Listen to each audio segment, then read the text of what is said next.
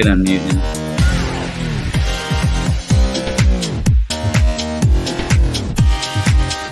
Mute. Welcome to the McArthur Live, episode 90, live in Tampa, Florida. For me, I'm Tim Barch, your host, and Sarah Davis. All right, we are here with you on two different places because you're in Salina, and she has a stitch on her microphone that looks really cool. So it's really cool. You can see who we are, and you have Tim and Sarah on yours. I got fixed. There we go. Anyway, so thank you for joining us. And don't forget, we are going to be recording this and uploading it as a podcast later tonight. So if you are listening to the podcast, thank you very much. You can come over and check it out live with us if you want to. And also, if you're watching this, on YouTube, don't forget you check out the podcast later if you want to rewatch or re-listen to any of the other questions or different things like that. But thank you very much. I need to go to my notes here because I have one computer on two screens and I don't have a printer here with me. So I'll have to just be hopefully that you guys can still see me. Can you still see me, Sarah? Yeah. All right. Well, thank you. Don't forget to, if you're new, hit the subscribe, hit the notification bell, all the like button and all that. And also I don't have any of the information for the membership. Sarah, you want to tell us about it? And we'll get the clips in there for next week. Yeah. Do I need to be doing all this? Can I do no? Oh, the stuff over here, the video clips? No, yeah. Okay. All right. So if you would like to become a member, it is right there by that subscribe button. You just click on that and then hit join. It is $4.99 a month. But if you're an iPhone user, you have to do things differently. Do we have that?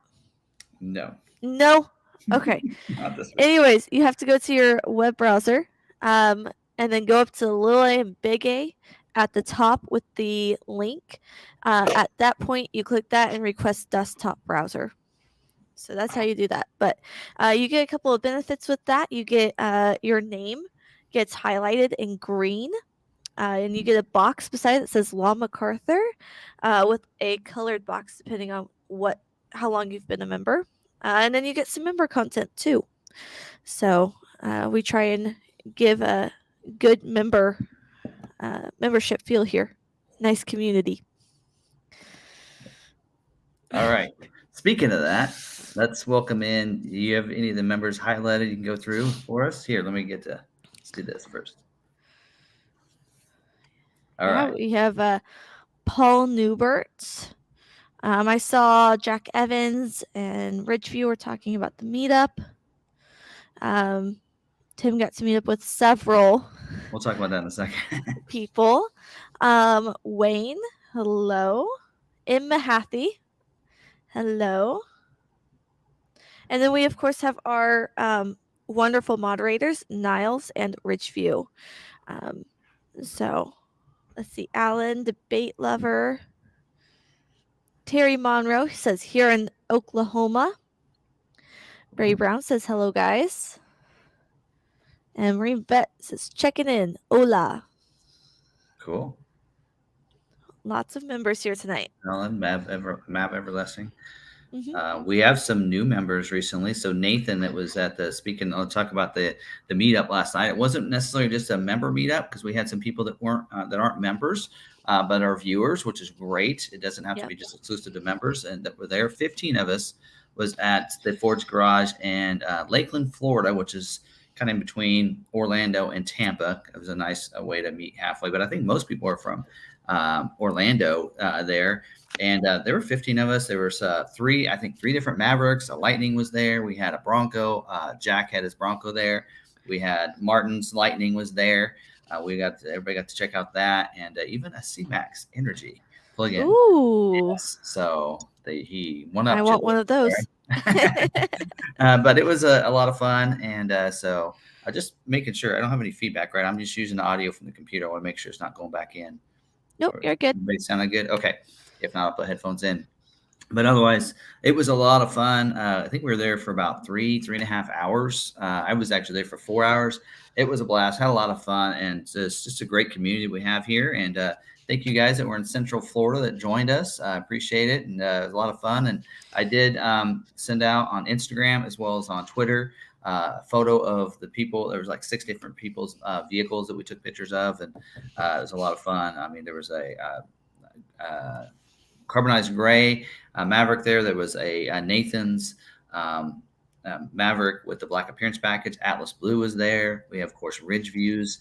Area 51 Maverick was there. And we had a Cyber Orange Maverick there with a lot of ads to it. Pretty cool. Had the fender flares on it.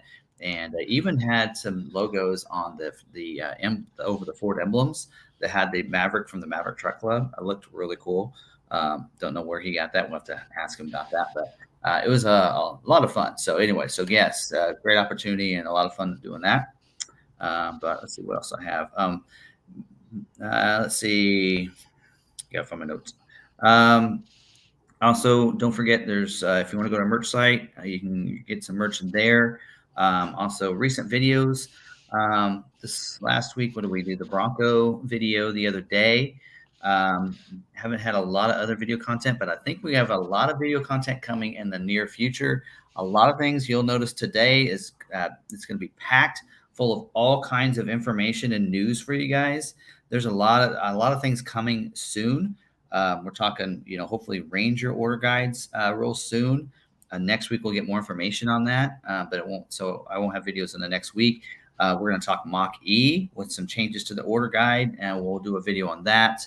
And even Bronco. So we'll talk about that in here in just a little bit. So some pretty cool videos hopefully coming up soon. This week on Facebook, we'll go live probably one last time on Facebook. We may be doing Facebook and YouTube at the same time on Tuesday nights going forward because this platform lets us do that.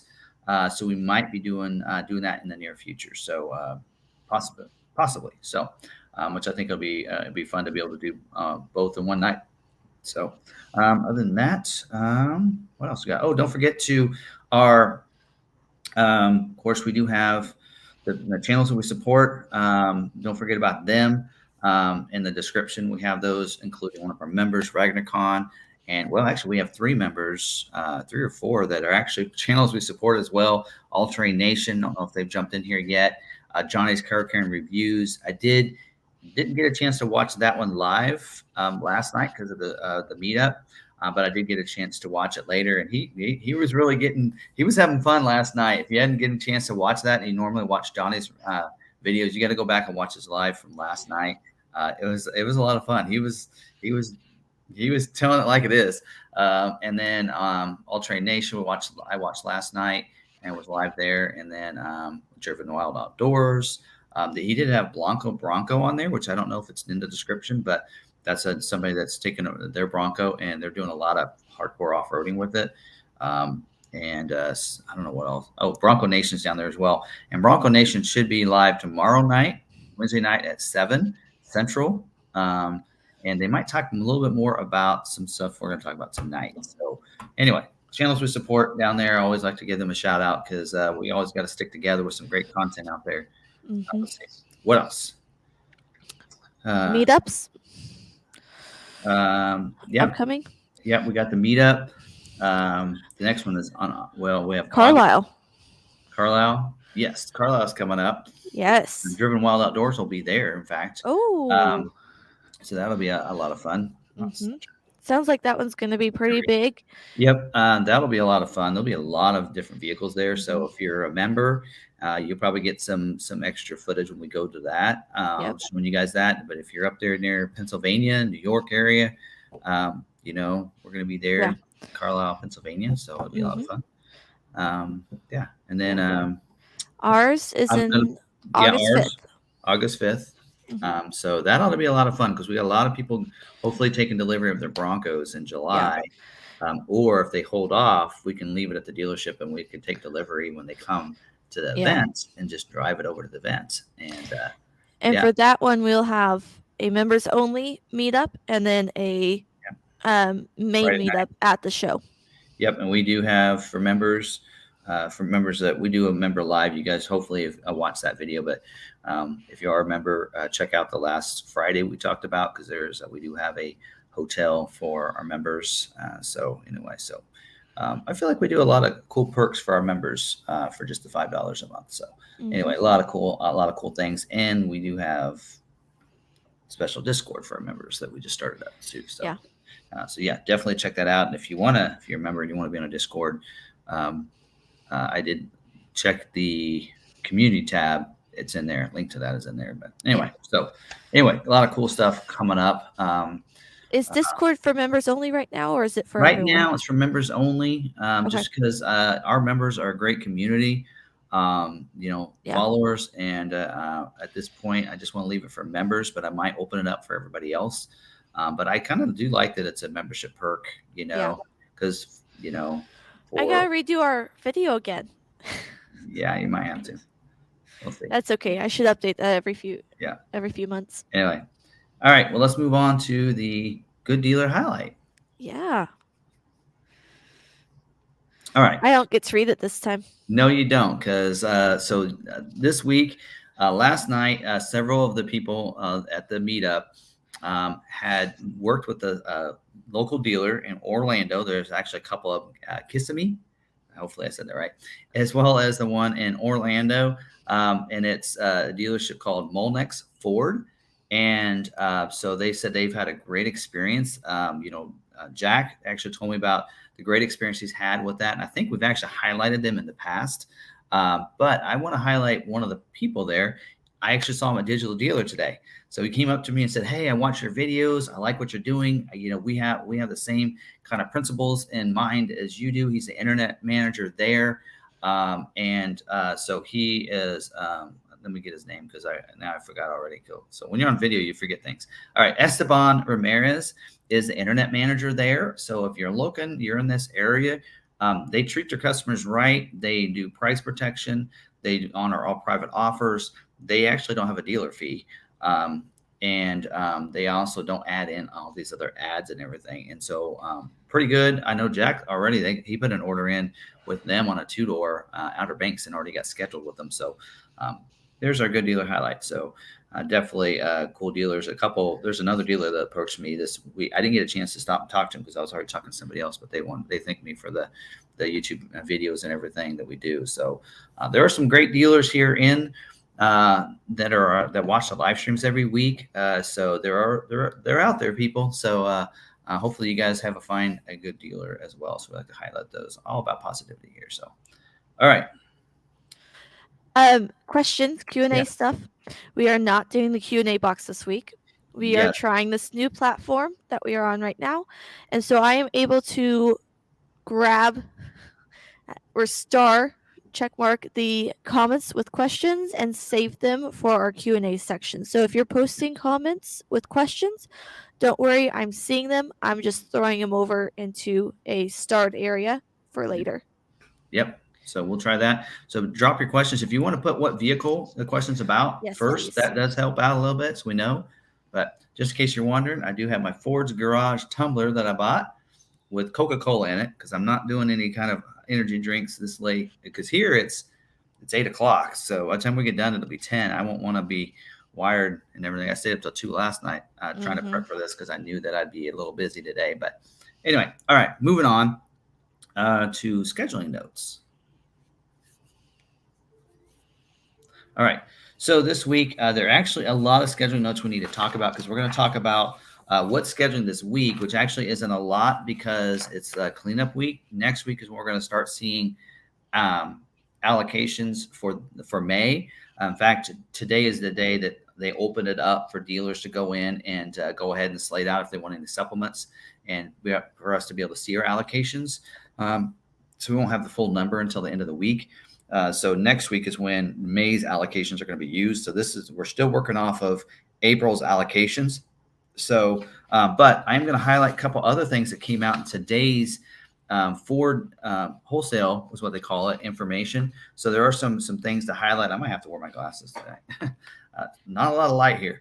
So I do have more information. So as we go through these, we'll kind of add some other things that are part of that. So for the 24 Mustang, this is cleanup scheduling. Don't forget, they're not going to be scheduling Dark Horse. It's a stop build right now. Also, no black painted roofs. So the Nipona package would be out. Also, no convertibles being scheduled. And no 100A is not being scheduled. So, and then also to remember, anything else is going to need to have either, like if it's a 201A or 401A, that's the premium GT or EcoBoost premium. Those can be scheduled because they will have the wrapped leather console.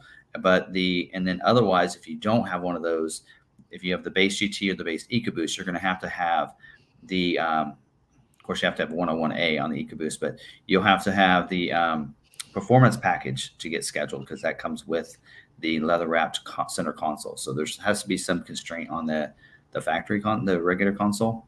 Also, it says do not remove the 2.3 liter performance package from the 101A on orders selected that dealers can pick from. They call it the CVW. If you remove it, then it'll be unbuildable. So there are some dealers that are getting extra allocations because theirs was an unbuildable one, and they're giving them their allocations, but they're reminding people not to do that as dealers. All right. And of course, the order banks are open right now for the 2024 model year Mustang. 23 Escape is scheduling this week through the weeks of June 26th. Base and hybrid orders are retails only, of course, and plug-in the plug-in hybrid order banks are closed, but the gas and hybrid order banks are open. So I'm going to actually share with you guys which of the models that are open and which are closed. I do share this information with my sales staff. So it's good information for them to have as well. We actually covered every Saturday in our meetings for sales staff, but so I'm going to highlight that information as well as we go through this. Also, I need to look at my notes here because I want to highlight some other information. Actually, we'll get into that a little bit. We'll do that separately. So I do have information on some May scheduling information that starts next week. So let's go through scheduling for this week, and then we'll get into that. Okay. So on the 23 Bronco Sport, they are doing cleanup scheduling. Now, cleanup means that basically dealers that have allocations that haven't been fulfilled yet, they want to fulfill those allocations. So it's clean up the extra allocations available. So for us, we have like three or four models that have allocations we have left. F-150 and Super Duty is usually they will do that. They'll schedule multiple weeks. But on the other models, it's if you had an allocation and it couldn't be fulfilled, it's because you probably don't have a retail order that way. And so then by the end of the month, if they can't schedule a retail, they'll probably schedule a stock one for you. And that's usually how that happens. And it depends on the model. Like Maverick, that wouldn't happen because it's only retail and such like that. But, Bronco Sport is one of those. Like we don't have any retail orders in there. If we had an extra allocation left, that cleanup schedule would be for stock. So anyway, and on Bronco Sport, moonroof capacity is full through the week of 6/26, which means that anything probably scheduled this week will not have a moonroof on it. So just keep that in mind.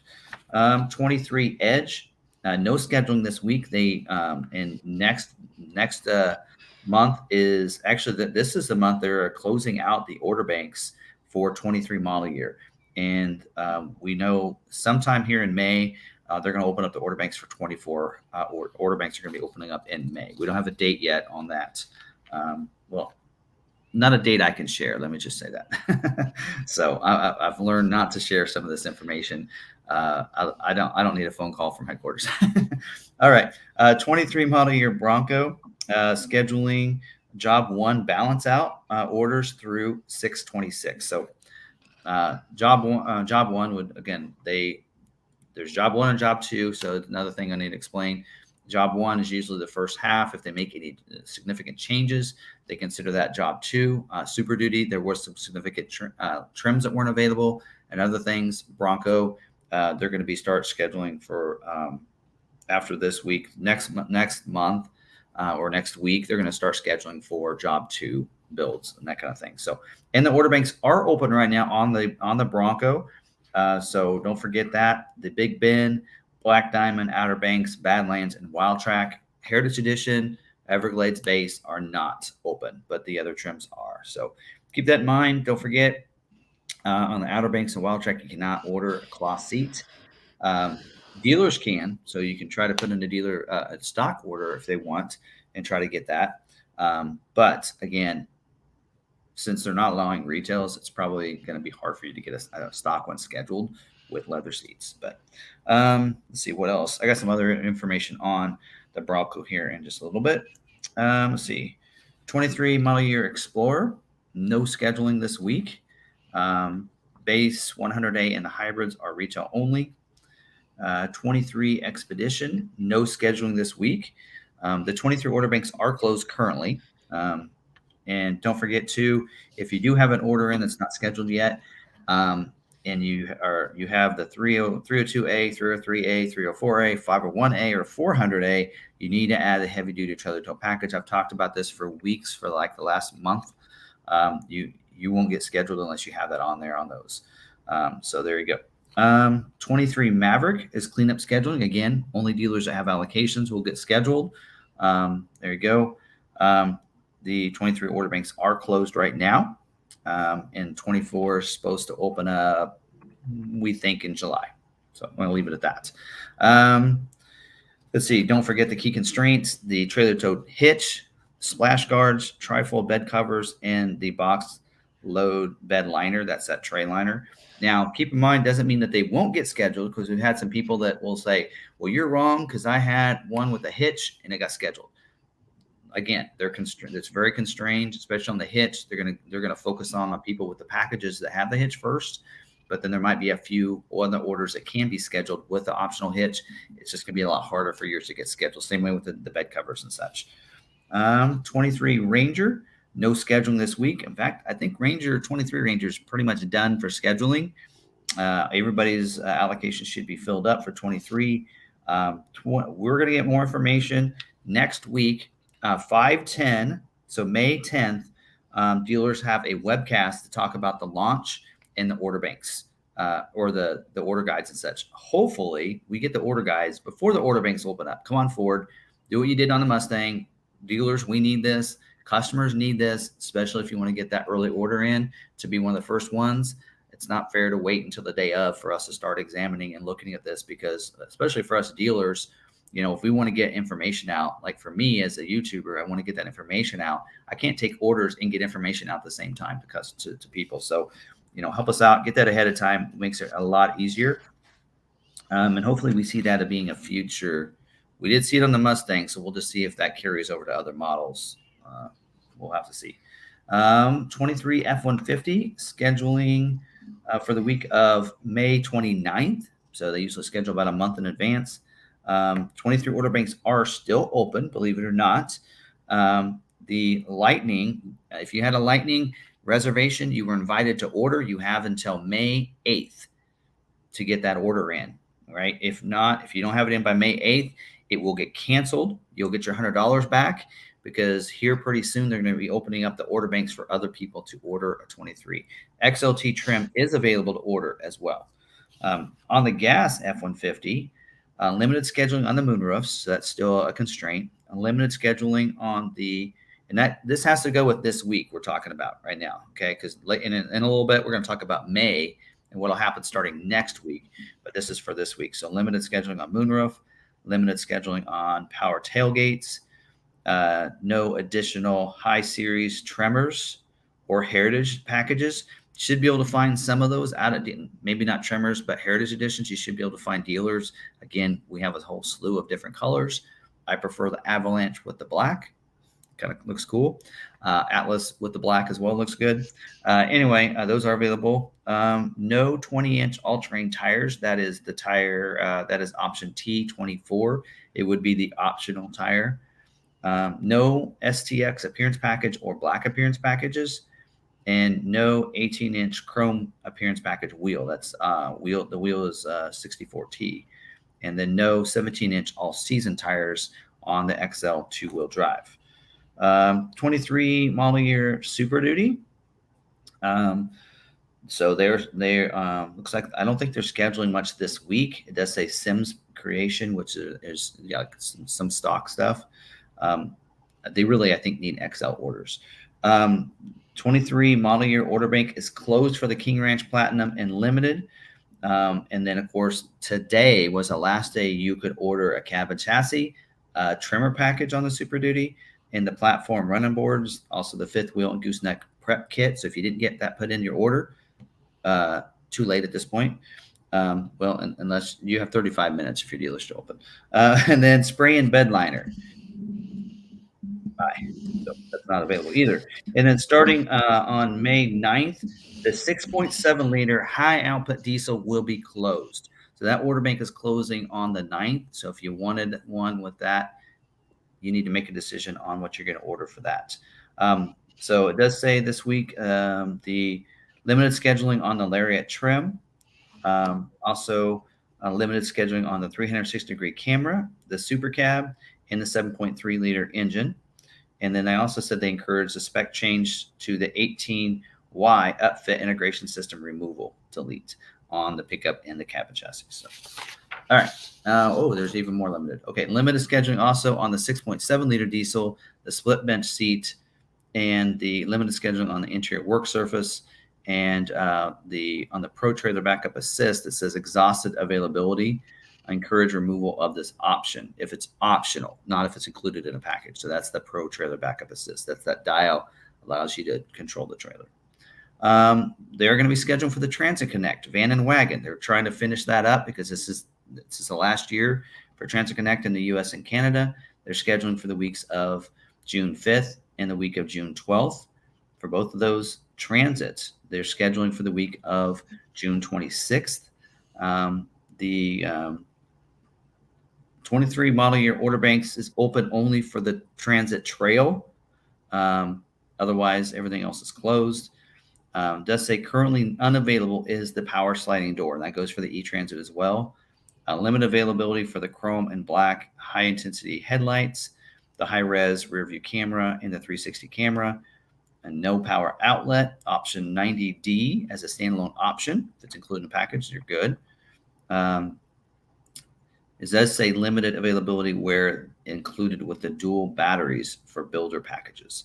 And then also they do need BEV orders. That's the E-Transit orders. They're looking for those. So there you go. And then balance out, which means that they're trying to finish out. They're balanced out, which means they're not going to make any more for this model year of the depopulated key, the power running boards, the barn doors, option 59A, all crew van body styles, and cabin chassis, cutaways, and the 10,360 GVWR on the vans. Actually, that has to do with the vans, cabin chassis, and cutaways. And Mach-E is not scheduled this week, and we'll talk a little bit more about Mach-E. The 23 model year order bank is closed, but the 23.5 model year is supposed to open today, probably happened at 4 p.m. Our time. Scheduling is complete for the 23 model year. Really, I don't know why they call it 23.5 because it's really job 2 for the Mach-E.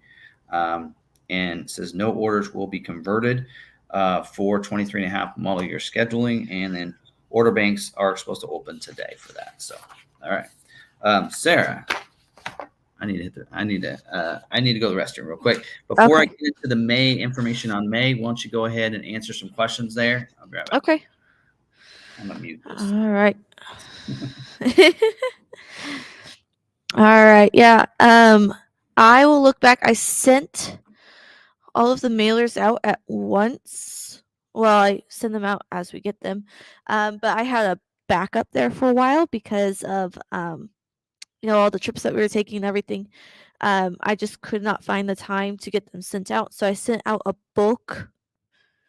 lot of them a while back. So I will make sure that they all get sent out. They got sent out properly to the right addresses and everything. And they should be there by now. So, all right. I agree, Johnny. Be you. Be fearless. The right group will come to you.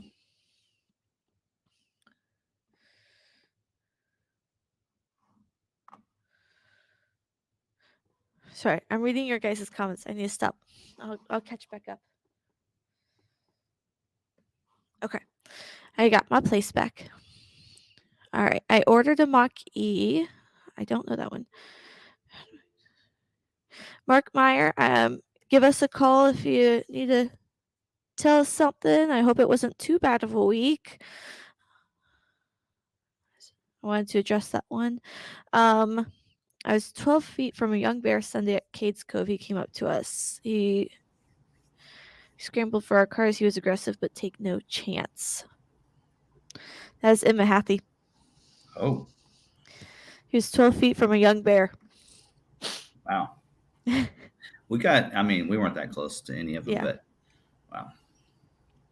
How long from ordering to receive a 23 Ford Escape? How long does it generally take when ordered? It's been different right now because of they haven't been shipping them out. They just started shipping them out. Have we received any yet? There's some dealers already in Canada that received theirs. So see, and I don't think we've gotten any yet. Johnny showed some. So no, we have not. They're shipping out finally, but they'll get caught up on that and everything. But hopefully, pretty soon. It should. If you order a gas, they're planning to build 80% gas. So if you go that route, you probably can get one fairly quick. Not too bad. So I know right now we have all of our gas escapes all scheduled out for build dates, and that's 2 weeks in 2 months in advance. So if you ordered a gas one now, you probably could get scheduled for the month of July and get it in August. So that's a timeline. Maybe you can. On the hybrid though, in the plug-in, that's a little different story. It's hard to tell. Yep. All right. Let me talk about next week. So May's information. So we got information today about what's happening for the month of May for scheduling, which is for most of them will be for July build dates or June for the F-150 and the Super Duty. So where's my notes on that? Here it is. Okay. So here we go. So for May notes, it's just kind of going in the same order. Bronco Sport, the Outer Bank and the Outer Banks tech package is going to be pretty limited this next month. But 25% of the production will be, and the scheduling will be Badlands. So think about that. There is a price increase on the Badlands premium package. Actually, why is that not in my notes there? Maybe it's down below. So it went up $395 for that premium the premium package on the Badlands. So keep that in mind. And then the Edge, the balance out for the front camera. So they're restricting the 301 on the 301A and the 401A. The front camera is restricted. It's pretty much balanced out for any leftover 23s. Bronco Job 2 will start up and begin production July 10th. So next month we'll start scheduling for those July dates. Some of those will be Job 1 probably. Job 2 will start in 7/10. Now I don't think there's a lot of changes between Job 1 and Job 2. So there you go. And probably some of that will be the price increase where it starts at Job 2 typically for those of you that had those price increases, but I don't know otherwise. And that might not be the case either. But Explorer, the plant is going to be shut down for the first 2 weeks in July for the Explorer. So they'll be scheduling next month for so if your allocations at the dealer are down, it's because it's just going to be a 2-week scheduling for the last 2 weeks in July. Expedition, the Chrome running board constraint is better, they said. So they will start hopefully seeing that those people with the limited with a running board and XLT like 202A are going to be able to get those running boards back instead of having the plain black running boards. And then of course we already talked about the heavy duty trailer tow package for the rest of 23 model year. Maverick hybrid availability has increased to 50%. They did confirm third shift at plant coming online. So we think that's going to come online in July. So hopefully we see an increase in allocations. Cross our fingers. I'm crossing my fingers.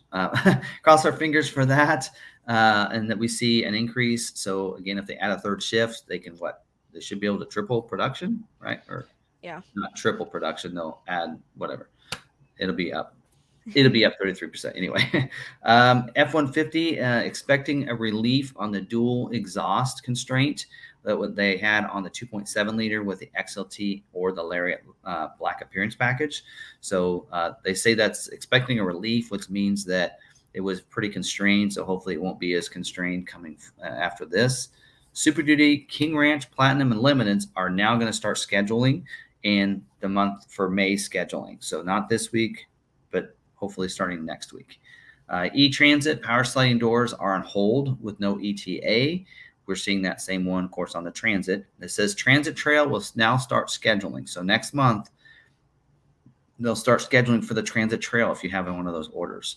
So we should have ordered one of those just so we could get one in. Anyway, also power sliding doors are on hold with no ETA. The PowerPoint plug 90D is still constrained until August. And the 360 camera is also still constrained on that. And then on the Mach-E, standard range only available on rear-wheel drive on the Select and Premium next month. So there you go. And I was like, where did I get the notes? I did have some other notes on the Bronco Sport. So the graphics package is available on the Big Bend, Outer Banks, and Badlands now. So if you want that on there, you can add it to your order or order one with it on there. Also, that Black Diamond package that was a late availability is now available. I actually submitted an order for a Big Bend with that. That package is available on the Big Bend or the Outer Banks. If you watched our video we did on that, on the updates for this order guides and such. Also, it does require the tow package if you add the Black Diamond package.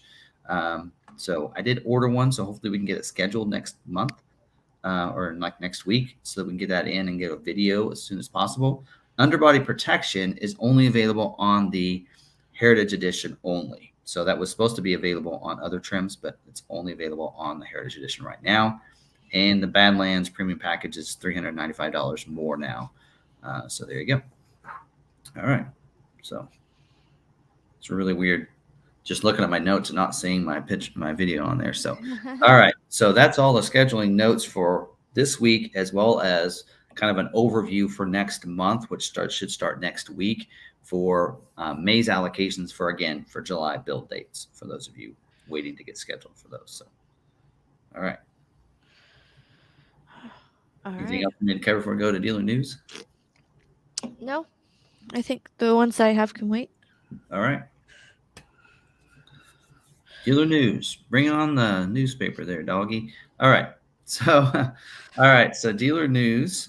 Expedition. The auto start stop was removed from the Expeditions. Actually, it was removed on ours. That's how long ago that was removed. It's way back in May of 2022. They are now reintroducing the auto start stop. Some of you are like, no, but it is being reintroduced. You will not have an option to remove that. So starting May 22nd, anything built May 22nd or after will have the auto start stop on the Expedition. They should make that an option, and the lane. What is that word I'm looking for? Lane keeping? Yeah. Where it keeps you in the center? You mean the lane centering and the lane screws? Yes, that needs to be standard. Yep. Or at least making an option on battery trim. So yes. All right, a couple things that released today. Some pretty big news day today, and like as of yesterday, I was looking on last night. I was like, we only have like one thing for dealer news on here, and then boom, today we had two big news. One of them is an app we've been waiting for a long time. If you're a Bronco owner, and that is the Bronco Trail App available. So go rush to your Android store or your Android Auto, your Android app or Google app, or if you're an iPhone user, go to the whatever they call it, iTunes, and go ahead and download the app. You will need to use your Ford Pass login, or at least your Ford account login, and then you can get the app. I actually already downloaded it, and I am pretty pleased with the app. So there's a lot of different articles talking about the app. Of course, all the journalists got the information before dealers, so they got their articles out 6 a.m. this morning. So there's a bunch of articles out there if you want to check them out. I think Mike Levine retweeted all of them this morning on Twitter. But of course, I didn't get the information until I woke up. And so we're talking about it here, but we will be doing a video on this app. In fact, here, I think, let me pull this. Let me go back to my while you're doing that, if I have not answered your question or it seems like I'm ignoring it, we are not. I'm saving them for our Q&A. Yep. We can star them so that way we don't get lost. Yep. All right. So let me check this little footage out. Well, actually, let me go over some of the things and I'll show you that video in just a second. All right. So with this new app, you can actually has a curated trail maps. And it says 18,000 miles of existing trails in the US, Canada, and Mexico that are on there. And so Kansas doesn't have a lot of trails. So as you'd probably expect, but there is one by Tuttle Creek. And I've downloaded 3 different apps for off-roading, and none of them have the Tuttle Creek trails on it, which is a little disappointing to me. So I'm like, where can I find this? Well, now Bronco Trail Map or app, it is on there. It's showing up for it, which that tells me something right there that Ford is doing some good things there. Also, you have points of interest that you can tag different points of interest. If you're going along and you find one, you can actually go into the map and you can put points of interest that you like onto the map. So then it's easy for you to find those. Also, you can do either satellite imagery on the map or you can do the 2D topographical map. So a couple different options for viewing there. Pressure gauge. So I think it's supposed to work with, I tried to do it today, but I think it's because I'm here in Florida and not in Kansas, close to the vehicle, because I think it's tying into your Ford Pass along with it. But you can check your tire pressure because some of these trails do require you to air down. So you can check the tire pressure and it shows it in the app. And so you don't have to go to Ford Pass to see it, which is pretty cool. Also, adventure tracking. So you can bookmark and record favorite trails and such, and even video capturing. So it'll capture videos, and then it says by securing your smartphone in the vehicle. So if you don't follow my Ford Video Guy YouTube channel, you should check out what I've put on my Bronco so that I can actually put my phone or GoPro on there. So you should be able to then use your phone to record your driving. So it records your speed, your distance traveled, elevation, all this stuff into it, and even video. So you can share it on social media and different things. Here's kind of just a little glimpse from a little promo video that Ford gave us. Well, Ford gave all the anybody and journalists and such, but check out this video.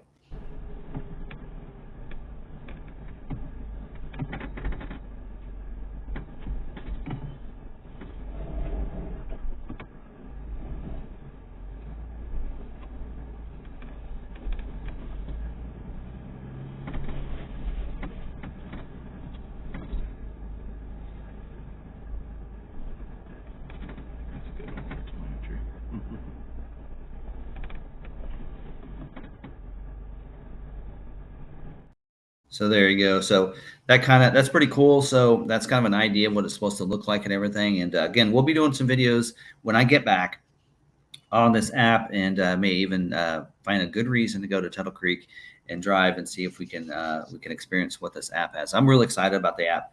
Again, Ford actually promised this back in 2021, but nonetheless, they probably wanted to make sure it's perfect. It does look like, based on the updates that I found in the app, that it's actually been ready since February. So they've probably had people testing it. I do know for a fact someone that was testing it at Bronco Supercell. Yeah. So anyway, so it's pretty cool.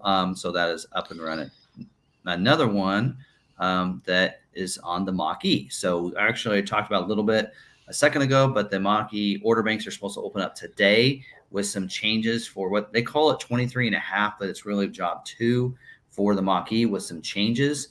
So let's go through some of those changes here. One of the changes is a price has lowered on a lot of these. So let me go through the prices first before you go into some of the feature changes. The Select rear-wheel drive standard range and the Select all-wheel drive standard range have gone down $3,000. So those have lowered $3,000. And also the California Route 1 all-wheel drive extended range, it went down $1,000. And then your standard range premium rear-wheel drive and all-wheel drive, they went down $4,000, with the GT all-wheel drive extended range going down $4,000 as well. So GT Performance Package went down $1,000, And they do have a new package. It's $1,500. It's a Comfort Package Light. They're calling it in the news bulletin that. Also, I think it calls it the cold weather package on the order guide. So again, we'll go over everything that's included into that for the Select. So the Select will have that package available. So before you had to go up to Premium to get all the features included in that with Standard. Now you can add this package to the Select if you want and go that route with that. So, and then let's see, I wanted to look because I didn't actually read the entire article because I've been pretty busy today. But I think this is where we're going to see the introduction to the new battery pack that's available, and that's why we're seeing it $3,000 less is because of that. So anyway, so some changes there. So let me go through some of the things on the order guide that I noticed that we noticed here for job 2 is what they called it in here. And these will start June 26th for anything produced then. So now Blue Cruise 1.2 is now going to be called Blue Cruise 1.2 Prep Package 90-day trial. So that's pretty much across the board. So we did see Blue Cruise 1.2 kind of like that, where it was a 90-day trial in the Select trim. But now on all the trims, it is going to just get the prep package. So in a 90-day trial. So if you want the Blue Cruise 1.2, you're going to have to sign up for a subscription. So you can get the full Blue Cruise 1.2 feature activation when you order your vehicle by adding option 18B. So that is something new. Also, the mobile power cord is no longer standard, just like the Lightning. Now it's an option. You'll have to add that. It's option 18D if you want the mobile power cord. Cyber Orange Metallic Tricoat is gone. So it's going away. So bye-bye. So they added the cold weather package on the Select model only. They also added a new tire to the GT Performance Edition. It's a 245/45 R20, a 99V all-season black sidewall tire. That's option. That's put in here. It's option 60P, so it's available. It's not standard. And then the wheel on the Premium with the standard range battery is now a 19-inch Shadow Silver painted alloy wheel. And then the wheel on the Premium with extended range is a 19-inch machine-faced aluminum with the high-gloss black painted pockets. So there you go. And then late availability says is the Mach-E Premium all-wheel drive with standard range high voltage battery. So there you go. So all right. So we'll do more into that in the future. So let's see what else. Do I have anything else? Also, we do have the scheduling information, like the capacity on those coming out for the job 2. The Select rear-wheel drive standard range capacity will be 7%. The all-wheel drive standard range will be 0% next month. The Premium rear-wheel drive standard range is 13%, with the all-wheel drive being 0%. And then the Premium rear-wheel drive extended range is 10%, while the all-wheel drive extended range is 38%. And then California Route 1 is 10% capacity, with the GT Base and the GT Performance both being 11%. So there you go. All right. I think I covered all that. So, all right. So I know that's a lot of information. Like I said, information overload here. We'll be doing some videos to kind of break these down separately. In fact, we'll of course tomorrow we'll get those videos edited as separate videos. If you want to go back and rewatch scheduling notes, we'll include all this into that, as well as the dealer news that we just went over into separate videos if you guys want to revisit those. So, all right, I'm ready for recalls unless you have anything. All right. Well, let me hit this then.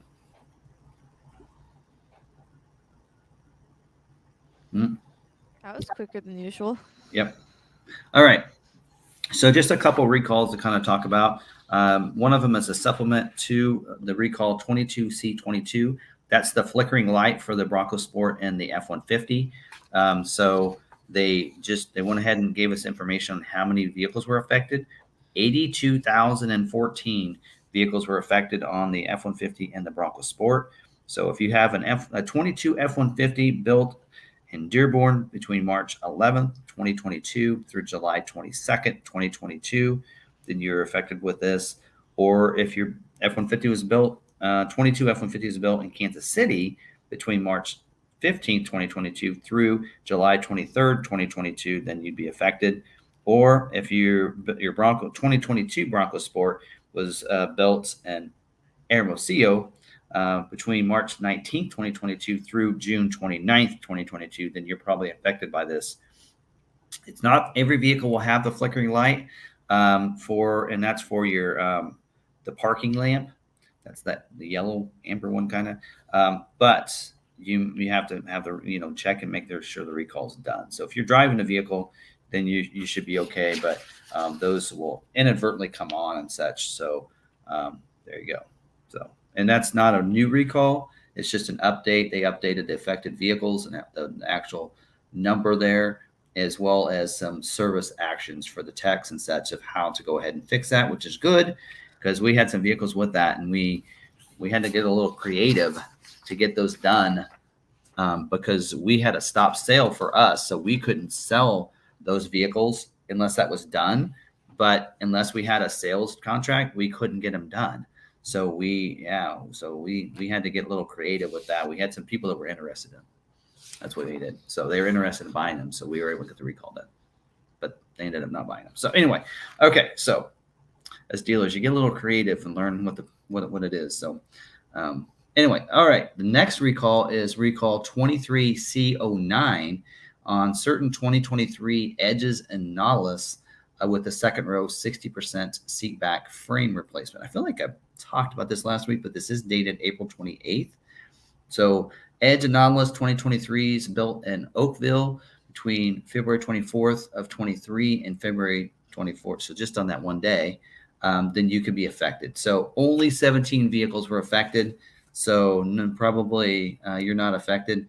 But so the basic all affected vehicles may conform to the requirements specified by motor vehicle standards, high strength requirement for tether anchorage. So if you use the tether straps and yours was built that day, you definitely want to make sure you get this checked out. So you need the car seats and such like that. Seat back assemblies with the suspect child seat tether wire welds may experience degradation in tether anchorage load carrying capacity. A child seat tethered with a reduced load carrying capacity can increase the risk of injury or crash. So you want to make sure that gets done.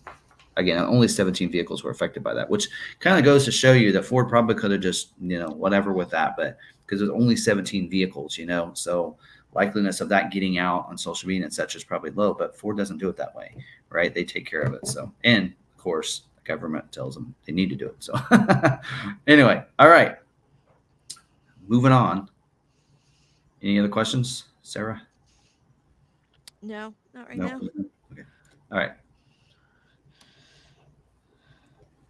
So for Is It True, I struggled finding an Is It True for this week, but luckily somebody from the Maverick Truck Club contacted me with an Is It True, and we actually talked about this several times in the past. So those of you who watch this live stream regularly, sorry, this might bore you and you already know the answer to this, but it says, is it true? I was told today that my dealer had contacted Ford and all 2022 Maverick price protection rebates have been canceled. They're talking about those private offers of what they're talking about. They're saying that Ford said that they're canceled. This is a good one.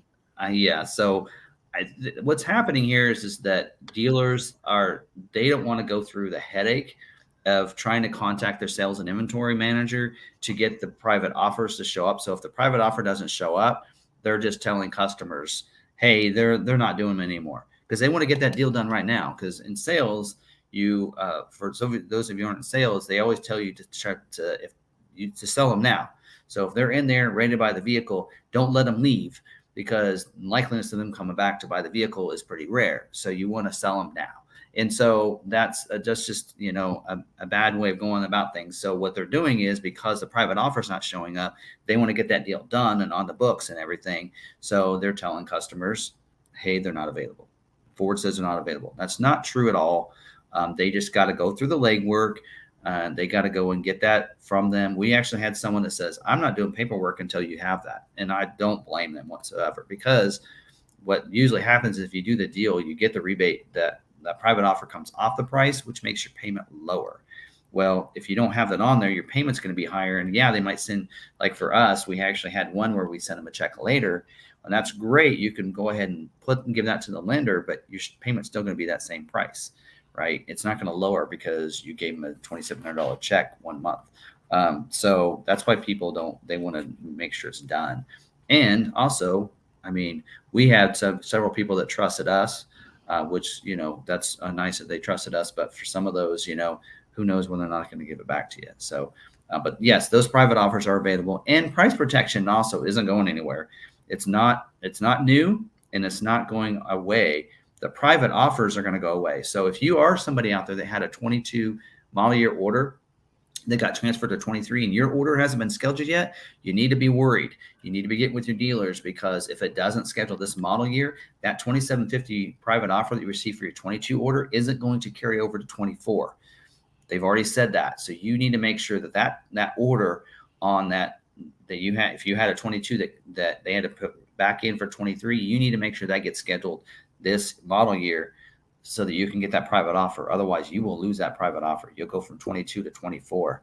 I'd be surprised. All of ours are scheduled that had carryovers. Dealers shouldn't have any at this point. They should have prioritized those orders. So if they didn't, what they need to do is unprioritize the new orders so that those people with those orders, that they have them. But anyway, again, a little passionate about that. Taking care of customers is something that's very important. So, all right. Anything else? There's a couple of questions in there. Yeah, let's answer a couple. I know you just been sitting there, and I feel bad. So why don't you ask us a couple questions and pop them up there on the screen if you can. Yeah. Just making sure I'm not missing these two here.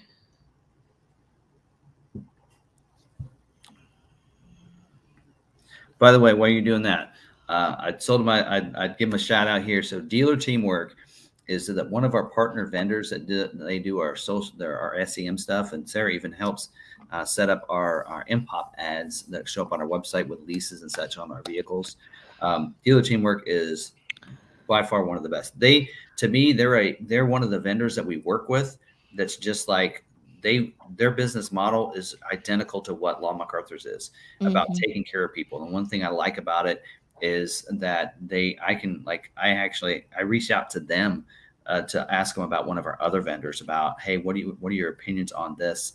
And can you get into the Google Analytics? Can you dive in? Give me some information here. And they are a great partner. They actually paid for my dinner tonight. That's real nice of them. And great people. So if you're a dealer out there, some of your dealers do watch this YouTube channel. You need to check out, if you're doing, search engine marketing, Google ads and such like that, you need to partner with Dealer Teamwork. Their algorithm and their AI is serious business. It'll help. It'll get you some leads. We're able to not have to advertise at some other websites because we have them. So if we're looking for or information in our market area, they can get us reached on Google alone with different things. So definitely we've been able to lower some of our budget because of them, and they work really well. So Dealer Teamwork. And if you're a Ford dealer, they are a partner with Ford Direct.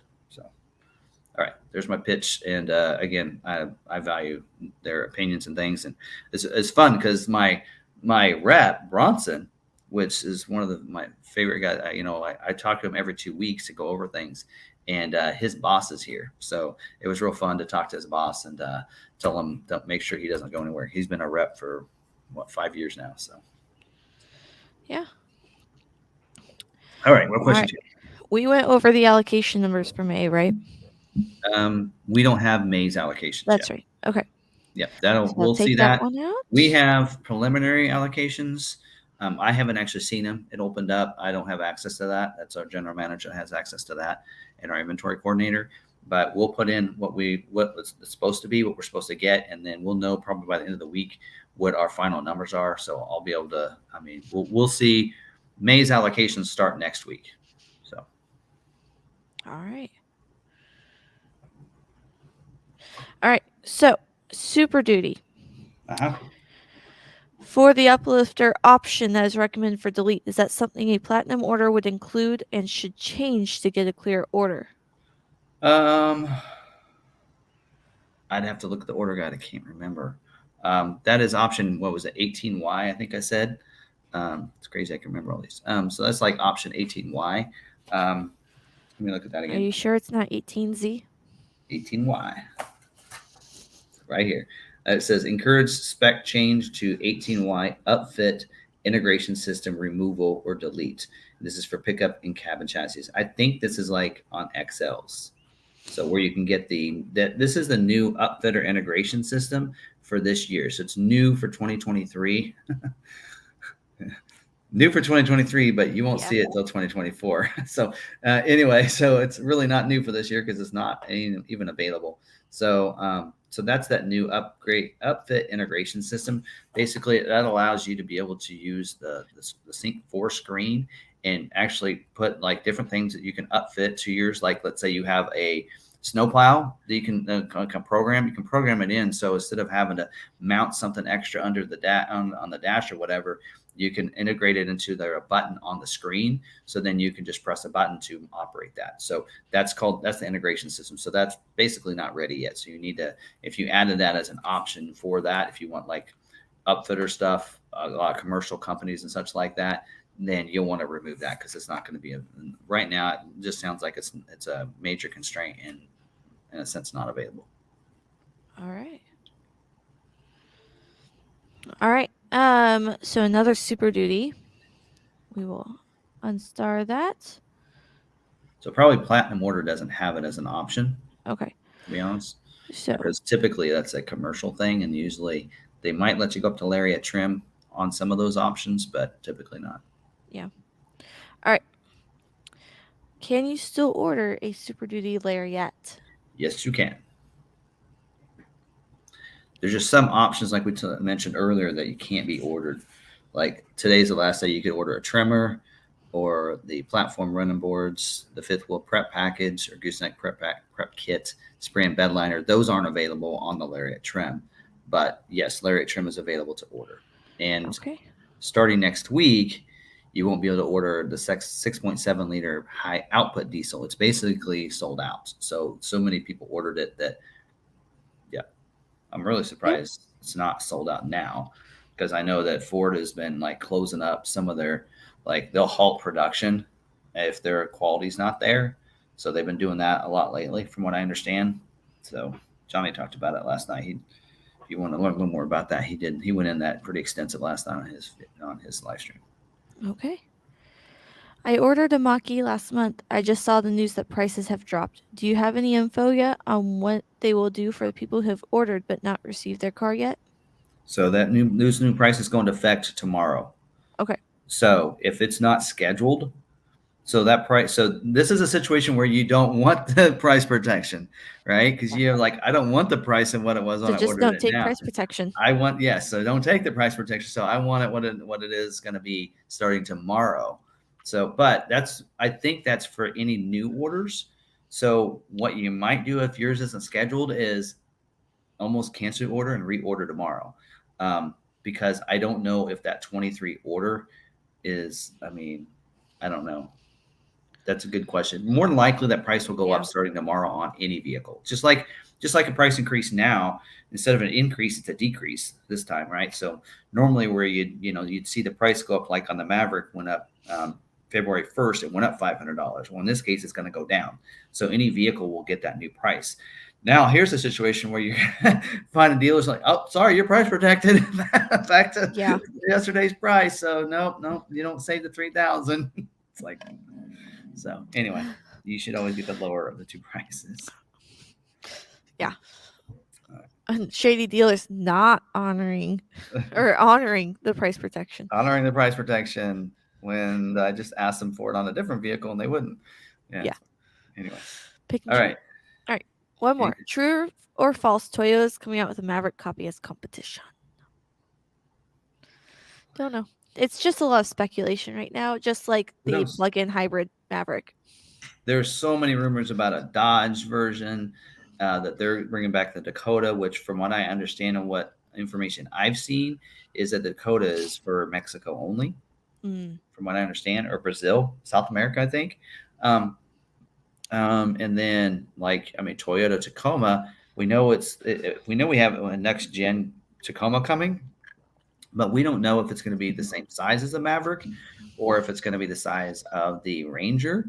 I think it's the size of the Ranger. I don't think it's going to be the smaller one.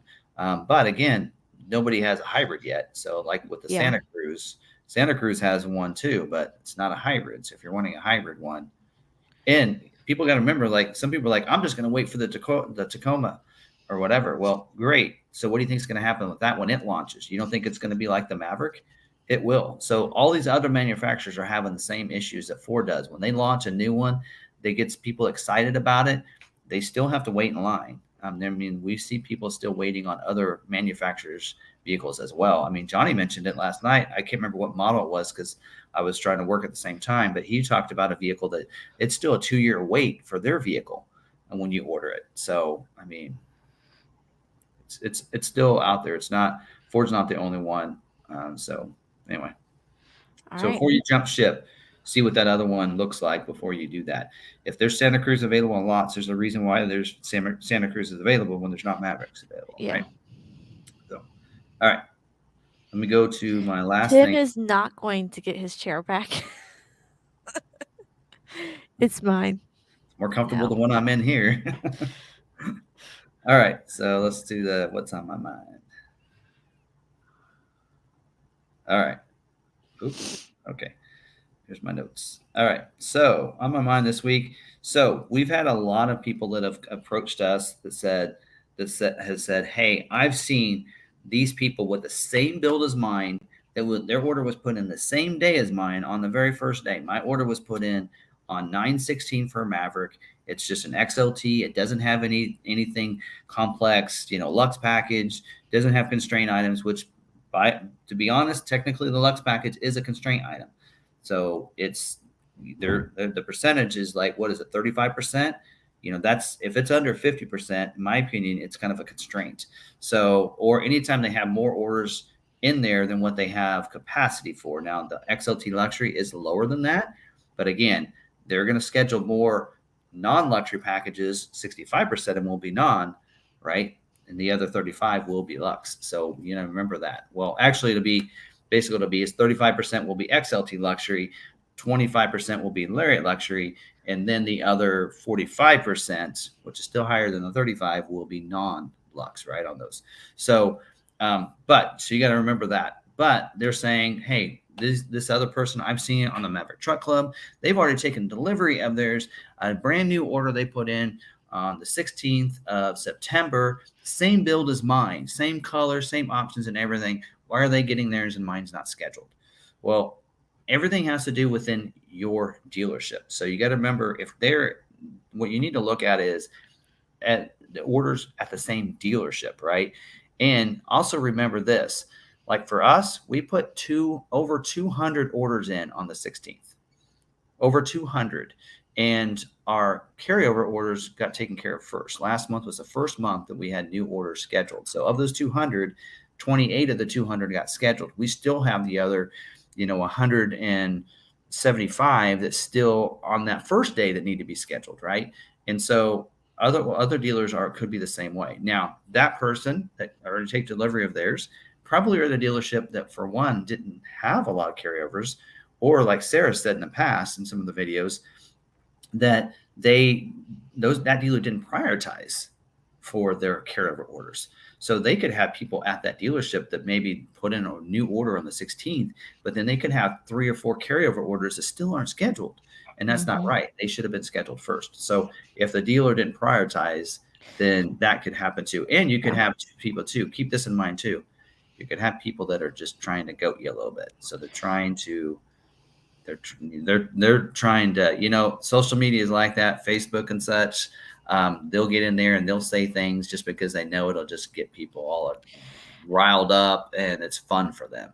So you got to think about that too, because is it really happening? Now, pictures, like they say, if I can't see it, I don't believe it, that kind of thing. I mean, you might ask them that, hey, I want to see proof. I don't believe it if I don't see proof.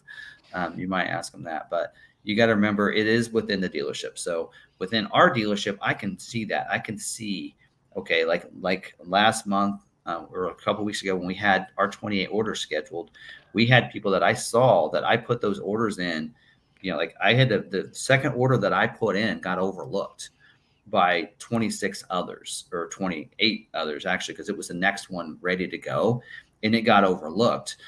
Why didn't it schedule? Well, looking at it, I mean, I can look at the orders that did schedule and I can look at his order. Well, the only thing I can think of is that I submitted like 60 orders all at once because I could save them that night. And then when it was ready to be uploaded, I actually mass submitted a bunch of them. So technically that order might have not got scheduled first, but got scheduled 40th or 50th.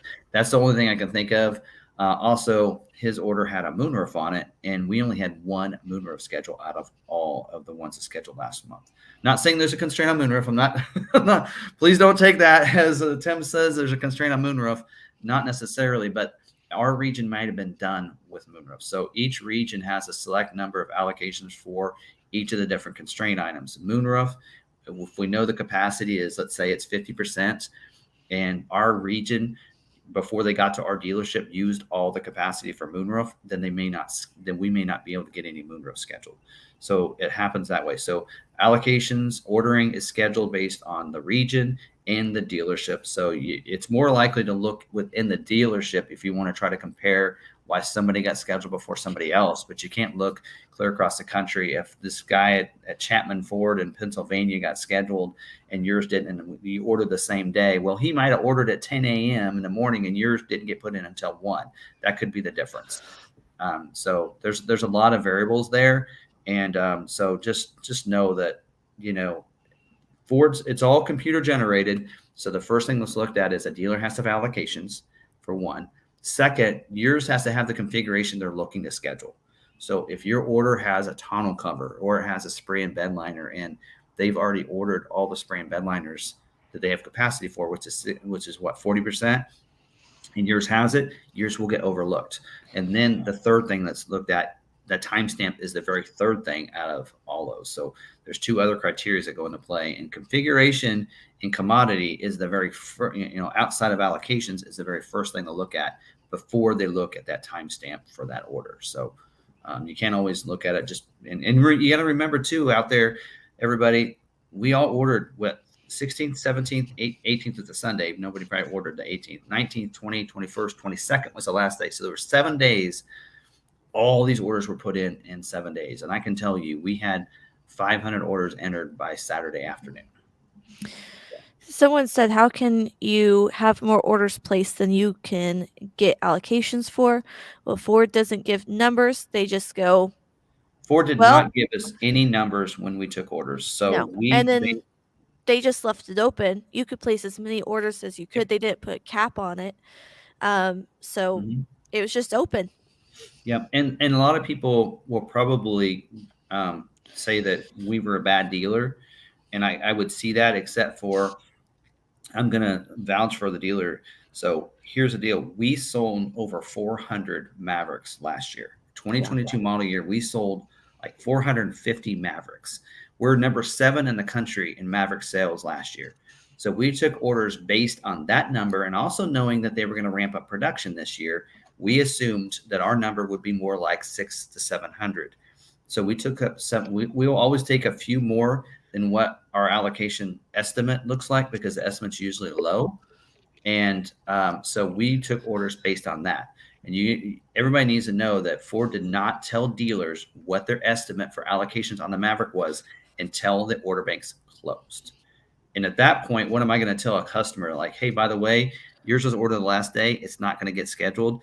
You might want to go order with, oh, wait, you can't order, right? You can't tell somebody to go order with another dealer when the order banks are closed completely. And you can't just go, I mean, we were seeing that happening. We were telling people, you know what, just letting you know, more than likely yours won't get scheduled, But at that point, they have 1 day to try to find a dealer, even on that last couple of days. I mean, so. Yeah. So for that reason, we probably won't take orders for 24 model year, because we probably, a lot of ours won't. I mean, we still probably will have a good 200 or 300 that won't get scheduled this year. Because of that. To not get them scheduled. Again, those are estimate numbers that Ford gave us. And they're adding a third shift for July. So we're talking July, August, September, October. We'll have 3 shifts on them. So that's, 3.5 months of production with 3 shifts instead of 2. So hopefully that estimate they gave us was based before they're going to ramp up the third shift. So our numbers will look different. So again, until we see that, how that all kind of carries out. Yeah. Now, like on the Bronco, we stuck to, well, actually, we put in every order we received. We just didn't receive more than what Ford says our allocation number was. But we still took more orders on 2 doors than what Ford said that we could be allocated for, because there's going to be some dealers out there that number is lower. Because I think a couple of weeks ago I mentioned that the amount of orders put in for the 2-door was almost equal to the amount of their capacity. Mm-hmm. Well, that means if we took more 2-doors than what we're supposed to, there are dealers out there that didn't get enough 2-door orders. So hopefully we'll get, because if they know they can, it's all, again, within a region, might get more 2-doors than we're supposed to, because there's going to be some dealerships in a region that are lower and they don't need the 2-door allocation. So that's probably how that'll work. And our head of the region told us to do the same thing. They said, go ahead and take the orders. You don't want to go way over. I mean, we wouldn't want to take, I think our number, I can't remember, Sarah, do you remember, was it like 50 or 40? I don't know what 50? Our number was, somewhere around 50. If we'd taken 100, that's not good. We did the same thing on Super Duty. That's why we made a deposit required on Super Duty, Bronco, and Mustang, is because they gave us our estimate and it was low on all those. And so we said, hey, we want the serious people. That's why we made them do a rebate, or made them do a private offer, or whatever. Yeah. So, but I got an email today. A lady said, hey, it's been 465 days and I haven't received my Maverick yet. Would you know anything? Gave me order number and everything. I'm like, I can't look that up for you. But did your dealer reorder for you? Did you get rolled over? What priority did they put you at? Can I see your order sheet? They haven't replied yet, but that is where I go first. Well, especially on a lot of people don't realize this, but on the 20, like a lot of people said, so we're going to have to reorder in 24. And I said, well, whether you realize it or not, we had to do the same thing in 23. Actually, this model year isn't any different than what's going to happen in 24, except for you won't get a private offer. Right. If yours didn't get scheduled.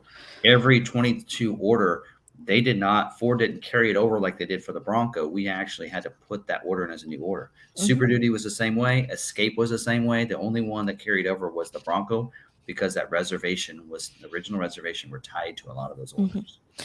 Yeah. So, but if we have to move them over, what's up? Oh, I don't want to do this.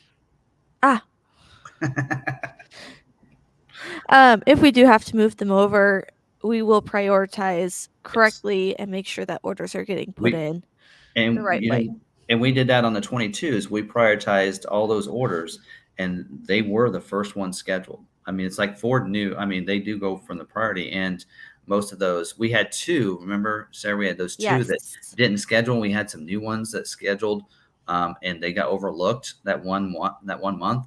And I looked at their orders, and one of them had a bed cover on it. The other one had splash guards on it. And I'm like, yes, you need to tell your people to get all those off of there, or they'll keep being overlooked. And that was the only reason they were overlooked. But all the others got scheduled except for those 2. And so, as long as the dealer prioritizes orders, give the ones that had to be reordered in 24.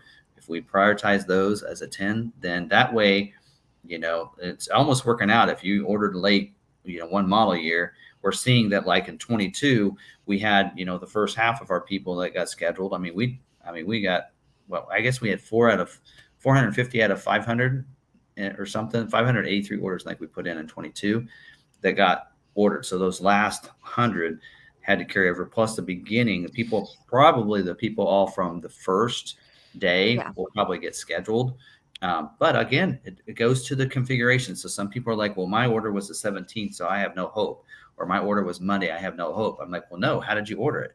Because there are a lot of people that have XLT luxury, Lariat luxury. And if you want to try to skip over some people in a sense, I mean, you're not really jumping over, but it's because your configuration, it's being looked at with the same priority as somebody else with a later date. Then get rid of those other small little, I call them small constraints, because they're not really a constraint like a bed cover or something like that, but they're still at a limited number, like spray and bed liner, your luxury packages, your Copilot 360 probably is good.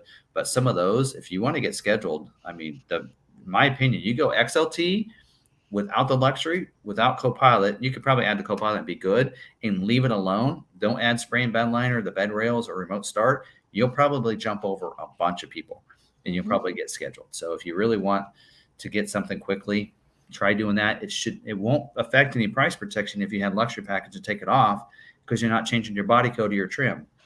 So if you already have that XLT, just drop your luxury. And I'm not telling people what to do. I'm just saying that, what are your motives? Do you want to get, if you want to get scheduled quickly, there's what you do. That's the same thing I was telling people on Bronco. I'm like, great. If you're willing to wait and you want the perfect Bronco that has all this, great. But hey, if you don't plan to take it off road, but just a couple times a year, why are you getting a Badlands or a Wild Track? I think people get, actually All Train Nation mentioned this last night. I think people pick the Wild Track because, according to Ford, it's the top level. So they want the fully loaded Bronco. Well, you don't understand, all these trims are like dedicated for certain things. Just because it's a Wild Track doesn't mean it's a fully loaded one. It does have the best suspension of all of them, but if you're not going to take it off road, who cares? Get a Badlands instead. So I just try to help people out and advise. That's what we do, is consult people to do what they need to do. So anyway, next question. All right. I got an email from Ford saying my Maverick is scheduled for production the week of June with my VIN number. However, when I go to the website, it only shows as confirmed, not scheduled. Is this normal? Yes, it has been normal. Ford's tracker site where you go in, see your account, and see everything, that has been down. And we've even seen some people that have gotten the email that said that your vehicle is getting final preparations, which that usually is coin phrase for saying it showed up at the dealership. We had that happen with Tim Hallman. He got that email like Monday morning, and I wasn't actually there that morning. I didn't get there until later, I think. So we've been seeing some of those getting that email that they're there, and they haven't been. Usually it's pretty good that, hey, it's there. I even told somebody, a college friend of mine, that, hey, that means it's at the dealership. And he went and walked their lot, and it was not there. And it didn't show up until like the Monday after. And so that's been a little off on that. So anyway, yeah. So those and they haven't been reliable in the past anyways. So maybe they're trying to fix it and it's down for that reason. Yeah. And if you're going to your like Ford.com into your orders, that's not going to be right unless you had unless you did an electric vehicle. That's not going to be accurate. But if you're getting your VIN and you're trying to track your VIN, that should still show that it's scheduled. I mean, if you have a VIN, you're scheduled. So, I mean, there's no doubt about that. Now, yours might have gotten moved, which is maybe why it's showing that. Would be the only thing. Yeah. All right. Is the extra color coding a good idea? So I think you mean like a Pro Pack or a ceramic. I suggest it only because I have it on my vehicles and it is easier to clean them. It does help protect against chips. They do happen still, but it does help protect it against rain, residue, all of that as well. Yep. So I suggest getting at least a Pro Pack, if not a ceramic, to protect your vehicle's paint. Yeah. And yes, I would, especially too if you get like a vinyl or something like that. Yes. Like my Bronco, I need to get Lebo to do that for me, because that'll help seal over the vinyl so it doesn't start to come off, and allows you to take it to the car wash. Like I have yet to take my Bronco through a car wash because I want to. I took it through a car wash. You took it through the car wash? Yeah. Luckily, they're still there. But I knew they'd stay there. I've taken multiple cars through the car wash. Well, yeah, but I have the Bronco graphics, and so those can sometimes come off. We saw a lot of the first editions where they were coming off and they took them to the car wash. So, but if you do the ceramic on them, then it can help seal it. Yeah, it'll seal it so you can take those to the car wash without having any problems. So yeah, that or just hand wash. Yep. Bronco, I got tired of waiting close to 2 years and found one at another dealership. Can I use my private offer, and can they access it, or do I need it to get it from the original dealer? They can access it. Yes. Right? Yeah, I don't know. I think on the private offers, though, if it's a transition private offer, I think it's only good for the person that ordered the vehicle. So I think it does have to be the vehicle they ordered. It can't be Oh. a vehicle that they find at a dealer lot. Oh, I'm okay. pretty sure about that. Because the private offers actually, the transition private offers actually say that in them. In fact, I can pull one up while we're waiting here, but I'll look at my notes. But I'm pretty sure that it says in there that the person that ordered the vehicle has to get the vehicle for one to get the private offer. It has to be in the same name. There are some exceptions, like if you moved or something, that is you can make an exception for. Or if maybe the dealer got the name switched or something like that, or misspelled the name, there are some exceptions. But otherwise, I mean, they can, if it's close, then they can tell. But otherwise, I believe. Let me go to. Let me go to one of these. I keep all the records of all uh, the dealer news updates and stuff, including those transition offers and such. So let me go to the Bronco one. While he does that, let me shout out some people that sent us a donation. Travail says, thank you for answering my question. You guys rock. Mike Mahathey says, great job. Sarah Davis, be safe, Lo McArthur. Talk to you all next week. Richview and crew. Donald says, Tim, Sarah, Niles, and Jeff are the best. I know there were more. We had like 2 others in here. Yeah, and with this, using this platform, we can't always see that. But does it actually show it? Does it show the donation? It's actually been popping up in the comments. Okay. On StreamYard. It's been popping up, but I've lost the other 2. I don't see them. Did you star them? No, because you can't star them over here. They don't show up as a comment, but it tells me that I have a super chat in there. You can still highlight them, though, I think. I know this Alternate Nation does. So okay. The reason I say that. All right. Well, yes, 2 more people said thank you for answering my question. Cool. All right, and we have like 34 starred in there, so we got some questions in there.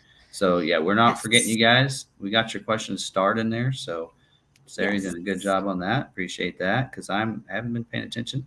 All right, so like this transition private offers, what it's called is let's see, this program is intended to help offset the MSRP price of a reservation order date to current MSRP. This is on a Bronco. Let's see here. Private offer amounts are based on customer order, reservation date, series selected. Okay, this one actually shows the amounts. And then, okay, so that's let me look at like Maverick because Mavericks was done. That one there because of depending on when you ordered it was done. So let me look at the Maverick one real quick. Tim Bart's for president. President of Ford. Yeah. No, I don't think I could do it. I definitely couldn't be part of their media and all that because I let the cat out of the bag too often. So Tim is going to be president. Tim's going to be president. I'm going to be president of media and keep the cat in the bag. Yeah. No, you can't say that. All right. I got it. Eligibility. Customers must have an unscheduled 22 model year retail order that was enrolled and approved in Maverick's COVP prior to the previously communicated cutoff date. So this is for Maverick. And it says for Maverick hybrid or EcoBoost orders to qualify. All customer certificates are preloaded in Smart Vincent. Please use it. So it's pretty much the private offer is preloaded in there based on the last order. So that person has to be the one to get it. So eligible customers must place a new 23 order and take delivery of their ordered vehicle to be eligible for the model year transit offer. Vehicle sale and user name must match the customer's name on the retail order or will be subject to a chargeback. So if the dealer does give you the private offer, then they just lost money. So that's how that works. So yes, that has to be in the name of the person that ordered it. So name match. All right. That's why I thought I like to be 100% clear if I can find it. I'm not one of those salespersons that tells you the answer and doesn't know and hopes that that's a bypass and move on.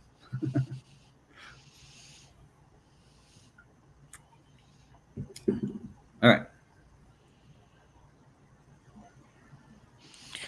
All right. 8% price drop on the Ford Mustang Mach-E. Wait, we talked about that.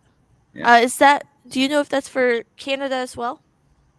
Canada's pricing will be different, but I assume their price dropped too. Yep. I just don't know what though. Sorry, I'm trying to star them as they come in again. Well, if you want to answer the questions, I can try to do that. I'm in the comments right now. Okay. Just took delivery of my Maverick XLT Hybrid. Can you talk about how that camera behind the mirrors is used? It looks like there's a button. What does that do? Too scared to press it. So I should do a Maverick Monday on that button because I've gotten multiple questions. It's not a button. That I think is a it's way a. for them to get into that area because that camera is your. I think it's a screw or something under behind Well, there. yeah, it's a screw, but that box holds the camera. That's your sensor for the collision assist. Collision assist. Yeah, I thought it was also for the adaptive cruise, but according to the No, Bronco, that is not. nope. So adaptive It's cruise down is below. well, and we know in the Maverick it's down below in the grill because we see Yeah. that thing on So there. adaptive cruise is below, The but that pre-collision. pre-collision assist is up on your windshield. Yep. All right, so I'm chilling back here. All right. Alrighty. So you can push on that all you want and you're good to go. It won't do anything. Yeah. I've tried. All right, Tim, if you have time to hit up Gators Dockside before you leave Ocala or Central Florida, scooter wings are awesome. I probably don't. So tonight Okay. I'll go to bed, and then tomorrow's a conference, and then I leave for the airport. So They need to put one in the airport then. All right, any news on possible Bronco changes? Rumors? I can't speculate on any. Hey, see, I'm getting good. I could do this. You can do it. I could be a brand manager. I just need to I just want to listen be more. an all brand manager. An all brand all manager. of them. So no, I don't know. Because I thought what they were going to release this week. They mentioned they were going to release something at this week on the Bronco, and I said, "Is it a new trim?" Because I can't think of what they would do. But they said no, it's not a trim. So I finally figured out what it was, and then of course I confirmed it today. But it was the app. But I don't know, what they're going to do. We know that the Heritage Edition is going to be available in 24 model year again. So the regular Heritage Edition, the limited as well, is supposed to be also built. It's supposed to be a 2-year run for the Heritage Editions at least. I don't know what else they'll do. I think a lot of people are speculating that the Everglades is done, but I don't believe that is. I think it'll be back. So that's, if I want to start a rumor, I'll start that. I think the Everglades will be back next year. When you sell out of a trim that for a model year and they're not able to order anymore because they're sold out, why would you do away with that trim? But that's just me. Yeah. And a lot of people are trying to speculate that maybe the base will go away and such. But I mean, I don't think so. Again, base, I think a lot of people wanted to, that. So Brandon Joe's trying to trip you up. Did Tim say anything about the 24 Maverick orders? yeah, I got in trouble. I got in trouble for that. We cannot comment on proprietary information. Let's just say Johnny's dates. Well, just watch Johnny's video. Just watch Johnny. I talked about it a couple of weeks ago, and then I got in trouble. So anyway, just go watch Johnny. And that's fine because I see what Ford, and I do see that. I mean, if you're Ford and you throw out some dates just like they did with the Maverick last year, and it was supposed to be August, and then you couldn't fulfill it, you had to push it back. Then people just kind of say, "What's going on, Ford?" And they can't do right by the customers no matter what they do. So instead, they like to wait until they can confirm things like the app. I mean, we know the app was ready in February, right? But we didn't hear anything about it until now, finally May, because they wanted to make sure. So, and same way with some of those, they didn't even mention it in today's call on any of the dates. So, but hopefully Ranger will know dates. And according to Ford, we're supposed to be able to order the Ranger before the end of the month. I actually disclosed dates a couple of weeks ago, which is one of the dates that Ford didn't like. But yes, but so we'll find out next week though. But we won't find out before the live stream. So it's not on a Tuesday. It's on the 10th, that's going to be next Wednesday. So I'll have to have a separate video on all that information next week. I'm not doing stand-up at the Maverick meetup, guys. I'm not that funny. All right. Brandon said something. I'll go ahead and highlight it because you might already have his other comment highlighted. Yeah. He said something about taking orders specifically. Taking orders specifically. Yeah, I don't know what that entails for. About us taking orders? I don't know. All right. Oh, you mean like, yeah, we'll, like pre-orders and such? Yeah, like right now, Ranger, I have a list of people that want to order a Ranger, but we don't have order guides yet. We have no idea if, how the trim levels are going to be. Are they going to have the wild track, like they have in Europe? We don't really know what those look like yet. So, yeah. We answered that one. So here we go. Has anyone had a problem with over-the-air updates on your Bronco? The update left mine dead. Won't run. I haven't, but mine hasn't updated for a while on the Bronco. But you might check that you're connected to I think sometimes they have some of the, depends on the update. Some of them, you don't have to have the vehicle turned off.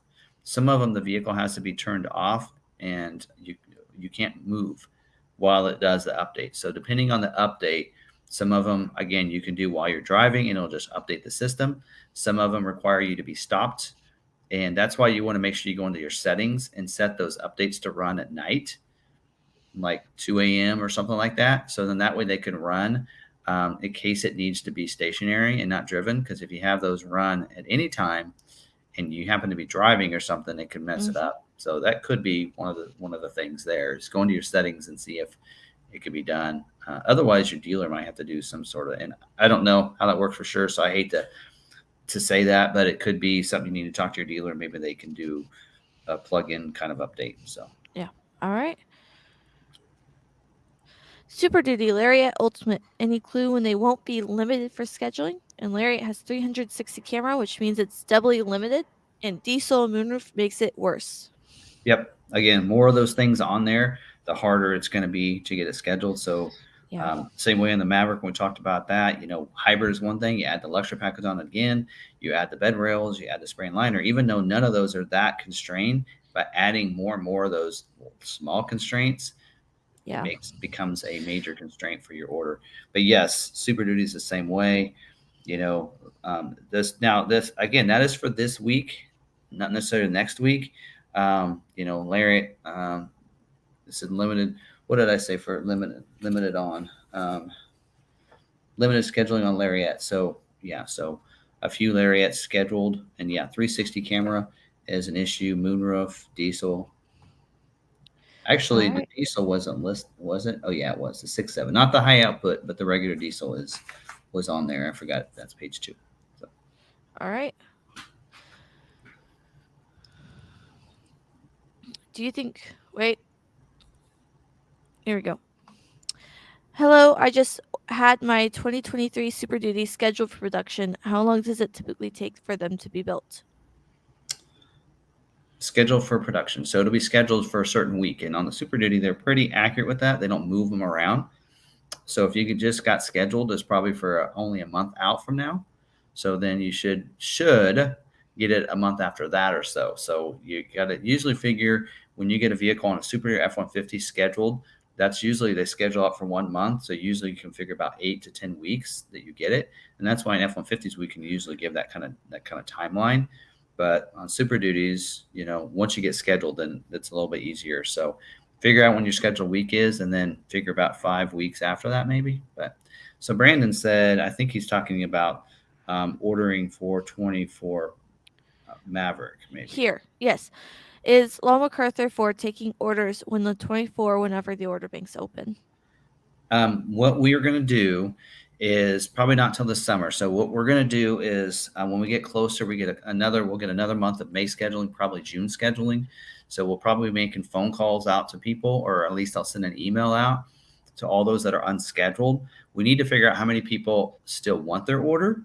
Because if we, let's say we have, I'm just throwing out a number. Let's say we have 300 to go unscheduled, right? But if 200 of those don't plan to schedule or don't plan to reorder, then we can go ahead and take orders, right? But if all of them still want theirs, then we probably won't take orders. So it really depends on that number. We'll get an estimate from Ford, what they think. this year, I really hope it's based on Maverick sales. Now that we have 2 years, and hopefully, I would like to see is let's do a 24-month instead of a 12-month, sales volume, because we sold 450 with number 7 in the country because we worked our butts off and we did Maverick videos and we helped out the community. And this year, they kind of, I gotta be nice to Ford because they're nice and they don't shut my channel down, but they left us stranded this year. You can't take a dealer that is number 7 in the country and took all these orders and scheduled them and got them in and then give them 70% of a number because you're basing it on something that doesn't even relate to the Maverick. So hopefully this year, not just do a 12-month, because if they do a 12-month, that's still not the number we should have gotten. We got to include 2 years. Let's go ahead and hopefully this year they include 2 years now. They don't really listen to me and take my advice because I'm not on the council, dealer council, which I'd love to be, but that's the way it should be if you want to make it right. So, because there are dealerships that listen, see, and that's the other frustrating thing. I'm going to get on a soapbox. I don't have a little image, but here's my soapbox on this. So Ford told dealers during post-COVID, they told them in 2022 model year ordering, they said, this is what you need to do if you want to get your customers vehicles. Because there's not stock, you need to order vehicles. We did that. We did exactly what Ford told us to do. We ordered it, name match. We were like 80%, 90% on name match. People that ordered them, they took them. They were not fake orders. We did our job. We did what Ford told us to do. And so then we were in 23 getting all these allocations. Yes, we had the Metro dealers mad at us because they didn't listen to Ford. They said, people aren't going to buy a vehicle they can't see and touch. We need to see a physical one. Well, we did what Ford said to do.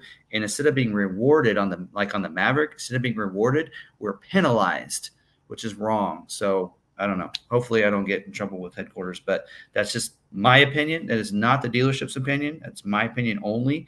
But that's not fair. We had a lot of people that wanted to order with us because they knew how passionate we are about the Maverick vehicle and how awesome it is. And that we have people that are dedicated to it and we think it's a great vehicle. The brand managers, or we were just, if I need to email, get a question answered, boom, boom. We had this great relationship, and Ford, just didn't, I don't know. Soapbox over. I can't say anymore, I guess, without getting in trouble. All right. Anyway, that's just, So. All right. You got a $5 donation. Thank you. Here, Patrick Steele. Let's go ahead and answer that, and then we'll pop that on there. All right. If I have a build date, when will I get my sticker? Usually about a week before it's supposed to get scheduled. So you still got some time because yours is scheduled 2 months in advance, so it'll still be another month. So yep. Oh, there you go. There we go. Thank you. Thank you for the donation. It says thanks for your help. That's what we're here for. All right. Next question. All righty. Appreciate it. Any suggestions to expedite receiving a verification email from Ford for my initial Bronco order that I completed a month ago? Have your dealership make sure that your email is correct in the ordering system. Yes. So, yeah, make sure you confirm your email address is correct with them, because they could have, there's somebody manually inputting those. They could have, like every time I put one in for all of our Mavericks and our Broncos and everything, I double checked email addresses. And if it was handwritten, I'm like, can I see this typed, please? I mean, because so there, it can be easily, put in incorrectly, and then there's your problem there. So. All right. Thanks, Brandon. Have you seen a major decrease in full-size and heavy-duty truck orders in existing inventory sales? Everything that we get in Super Duty are ones that ordered. So at this point, there is no such thing as stock for Super Duty unless somebody doesn't take their order. So, so really, like this month, so one of the things that we do at McArthur, I tell my members this because I get to do a lot walk with our members. So you guys are getting a little clue of what we do for our members. And one of those that you guys I talk about is every week we evaluate, actually at the beginning of every month, and they probably did it today while I wasn't there. The first thing they do is they look at what our current inventory is, And that means even if the deal hasn't been sold out, it'll be considered a vehicle in stock. So we look on each model, we look and see what's in stock. And then we go through and see, based on Ford's tracking system, what inventory we're supposed to get in within the next month. So we kind of know by the end of the month, here's how many we would have if we sell nothing, right? And so then we figure out how we need to price our vehicles accordingly, knowing that if we have, if we're going to get a lot of vehicles in, we need to sell them, because that's what Ford does. It helps you with allocations. So one of the things we noticed on the Super Duty was last month we were supposed to get 8 Super Duties in last month, and we got 24 in. So it's really hard based on that. I mean, it was a little quicker than what we thought. So, we are not really seeing necessarily a decrease. This was a new model, a whole new model year for the Super Duty. So that, I think, is one issue with it being a harder for it to get launched and been sent out to customers. But now it should be tracking a little faster. But it will seem like it's probably a decrease because, I think all manufacturers were struggling to build enough Super Duties and such. So, yep. Oh, this chair stop. If you were able to cancel an order, how do you find out if the dealer actually canceled it? There's no way until that 45-day email comes through, and if you get it, then they didn't. So there's really no way. If somebody tells us, hey, they're going to cancel it. To be honest, they could show you a copy of the DORA that confirmed the cancellation. That would be about it. And Orlando OBX was at the meetup last night. So real fun meeting him in person too. So. Yep. Alrighty. Gave him some advice, so hopefully it works for his dealer. All right. Why can't you get an interior in all black with the F-150 XLT Heritage package? The gray interior looks ugly. That's just how they have it. Yep, that's part of the package. Some people didn't want XLT Maverick just because it has the navy pure interior. They either went Lariat or XL to get the black or brown seats. So Brandon, I mentioned the 45-day email. So Brandon was asking what that is. Yeah. So Ford says that they're going to keep you updated if you put in an order. They're going to keep you updated on your order every 45 days. So it's an email basically saying, because of parts constraints and such, we're still working hard on your order. We haven't forgot about you. So that's what that email is. So Ford said they're going to send that out every 45 days, which was working for a little while, but now it's inconsistent again. So. All right. Will the new order Heritage Broncos be built this year, or will they be canceled? Heard they only have 3,000 orders. Okay, so now are we talking about the Heritage or Heritage Limited? So the Heritage Edition, Heritage Limited, we're limited to 1,966 this model year and 1,966 in 2024. But the Heritage Edition, which isn't limited, and it shouldn't be limited to 3,000 either. Those should be. I know that we're seeing that those are getting pushed regular back. Heritage. So regular Heritage. So we know that those dates are getting pushed back, but they should still get built. So, and Ford has not told us why they're getting pushed back. I might email the brand manager and see if he'll respond on that. He might comment on it. Sometimes he may not if he's not at liberty to talk about it. But sometimes it's not something that's necessarily meant to be a secret. It's just they just haven't addressed it to the public. So I could try to reach out and see if that's something. I don't know where my pen is. Oh, here. Let me jot that down and try to remember to email the brand manager about the Heritage Edition. But yeah, those are being pushed back, but they should still get built. So actually, you know what? I think, or maybe it was a Heritage Limited Edition. I did see that somebody received their Heritage Limited Edition recently, an azure gray one, 4-door. Yes, I saw that. Bronco 6G. That looks pretty It's sweet. Gorgeous. Anyway. I absolutely love it. So I think it was, but I do think that, that actually, didn't they say it was a Heritage Limited Edition? Yes, that was a Heritage Limited. That was a Heritage, wasn't it? No, I'm pretty sure that was a Heritage Limited. The stripe, so the Heritage Edition stripe is a vinyl. I got this. I know, at least on the Bronco Sport, it's a vinyl. Yeah. I don't know. Anyway, but Yeah, I do know a lot of those were being pushed back into production. So if they're making a heritage, I guess my point is, if they're making a heritage limited edition and they're getting pushed out, that means they can make the heritage edition. Because for the most part, the difference is the heritage edition is built off of the Big Ben with the Sasquatch package. The heritage limited is based off the Badlands with the Sasquatch package. So both of them need Sasquatch package. Both of them have different wheels. So maybe the heritage edition wheel is the constraint, and that could be, although it just looks like a white wheel. It looks like the Everglades wheel, but in white. So I don't know. Like, just paint them. Anyway, all right. Here it is. It's a 2023 Heritage Limited. But doesn't the picture show vinyl down the stripe, down the side? Here. I think that's a heritage edition. What color are the wheels? Are the wheels a completely white, or is it black in the middle with a white ring? Let's look at it. I ended up on like the third page. So it is.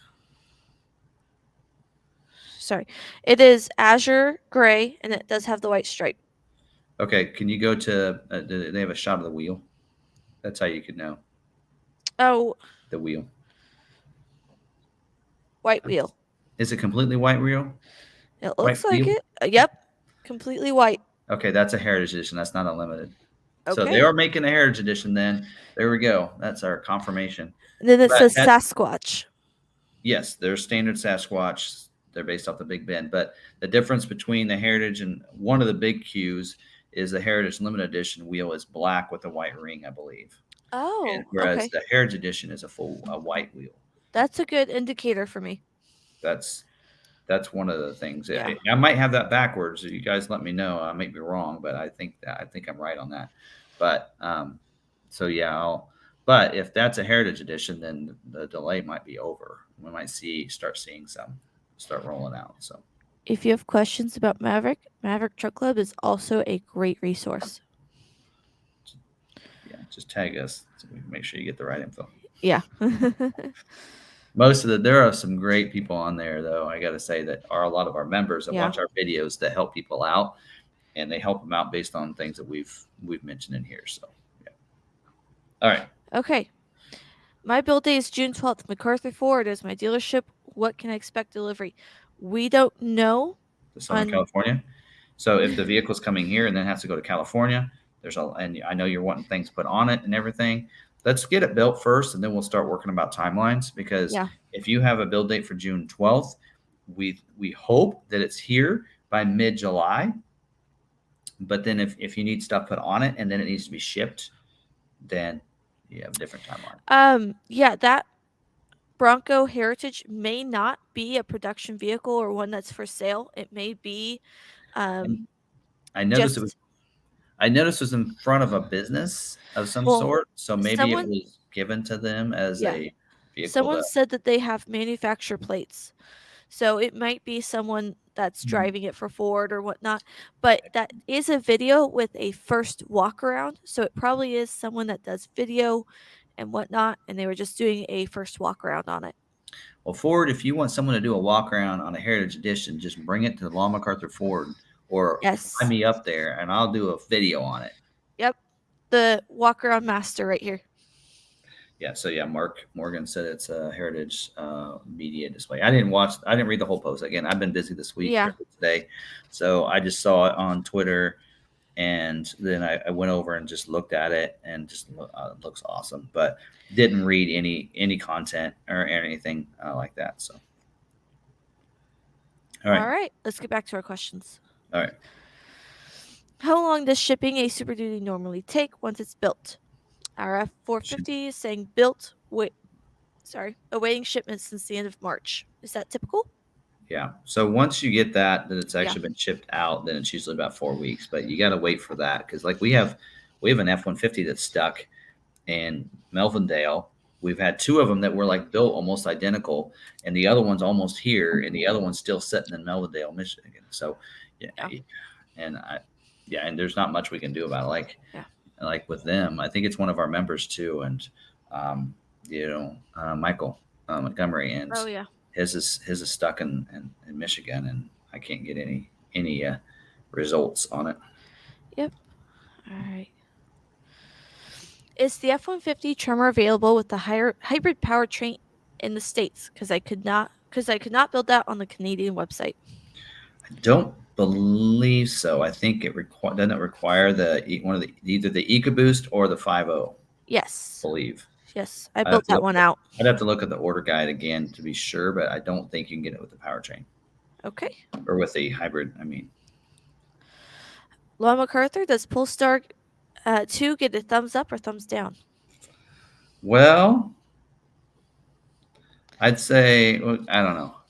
I didn't feel like that with Gino, when you get your Maverick, you come, we'll let you drive a Mach-E, and you got to compare it, because the Mach-E, I felt like, even when we changed the mode and everything, put it in that sport mode, that one, I feel like I almost had to put the pedal all the way down for it to really take off. Whereas the Mach-E is more, I feel like the pedal is more responsive to the speed and moving. Whereas I felt like the Polestar was more hesitant. That's just me, but otherwise the car, I love the look of it and everything. So that's why I got to give it a thumbs up, but thumbs down for power and performance. But all right. But your range was pretty good, because I don't know if he ended up having to charge or not. But Gino, I got to thank Gino, because he might get a free clear coat on his vehicle, because he picked me up at the airport in Tampa, brought me to the hotel to check in, and then drove me clear to Lakeland and let me drive his Polestar, by the way. Ooh. Yeah, and then drove me clear back, and then went home, which he was an hour and a half from Tampa as well. So he did a lot of driving yesterday, and thank you for being my chaperone. So you might get a free clear coat protectant on that, or free ceramic. So we might be able to arrange something around that. Yeah. So. All right. Do we think Ford will pass on the $7,500 tax credit via lease? I think Tesla's really making it hard for Ford to compete. Allowing that tax credit to apply as down payment would allow more sales. I don't think it can be applied to a lease. So I think it has to be applied to a purchase, because what they're wanting to give you a tax credit, assuming you're going to keep it, not just if you do it on a lease, then they know in a couple of years you're going to do another one and do another 70. Plus, when you do a lease, you're only actually paying for the time you have the vehicle. So instead of the whole vehicle, so that's why usually the tax credit isn't applied to a lease. But you might check on Tesla. I don't know if theirs is a full $7,500 tax credit right now either. But anyway, I don't know. But Ford's prices are getting a little bit lower. I mean, now you're getting that very base model Mach-E is at 43, 42, 42.9. Yeah. That when I talked about it, we need more $30,000, electric vehicles in the Ford lineup, and that Mach-E is getting close to that now. Gino says he got back home with 10%. So he drove like an hour and a half from Tampa to Tampa, picked us up. We went to Lakeland and back, Lakeland is about 30 minutes, and then back home. That's pretty decent. All right. So you're talking 4 to 5 hours of driving. That's pretty impressive. All right. ML Culpepper said, "How'd you like I-4?" Well, we left before the rush hour, so to me it wasn't any. For when we went through, I think on I-4 was around 4 o'clock or 3:30 or 4, if I remember right. Gino might correct me if I'm wrong. And then we came back at like 9:30. So we didn't go during the rush hour of work. So it didn't feel any different than it does in Kansas City. So all right. We've driven in Kansas. I mean, Kansans, yeah, we have, our highways and everything. And a lot of people give us a bad time about it's so boring to drive through Kansas. And I kind of joke though. I'm like, but we at least allow you to go 75 to go through our state. Yes. Because I found out we're about the only state in the Midwest that I went through to go into Tennessee that had 75-mile zone. Everybody else was 70. I'm like, this is crazy. I'm like, at least we know we're boring. So we want to get you out of our state as fast as possible. Let's go 75. So I wanted to let everyone know that Maverick Truck Club has come out with an app.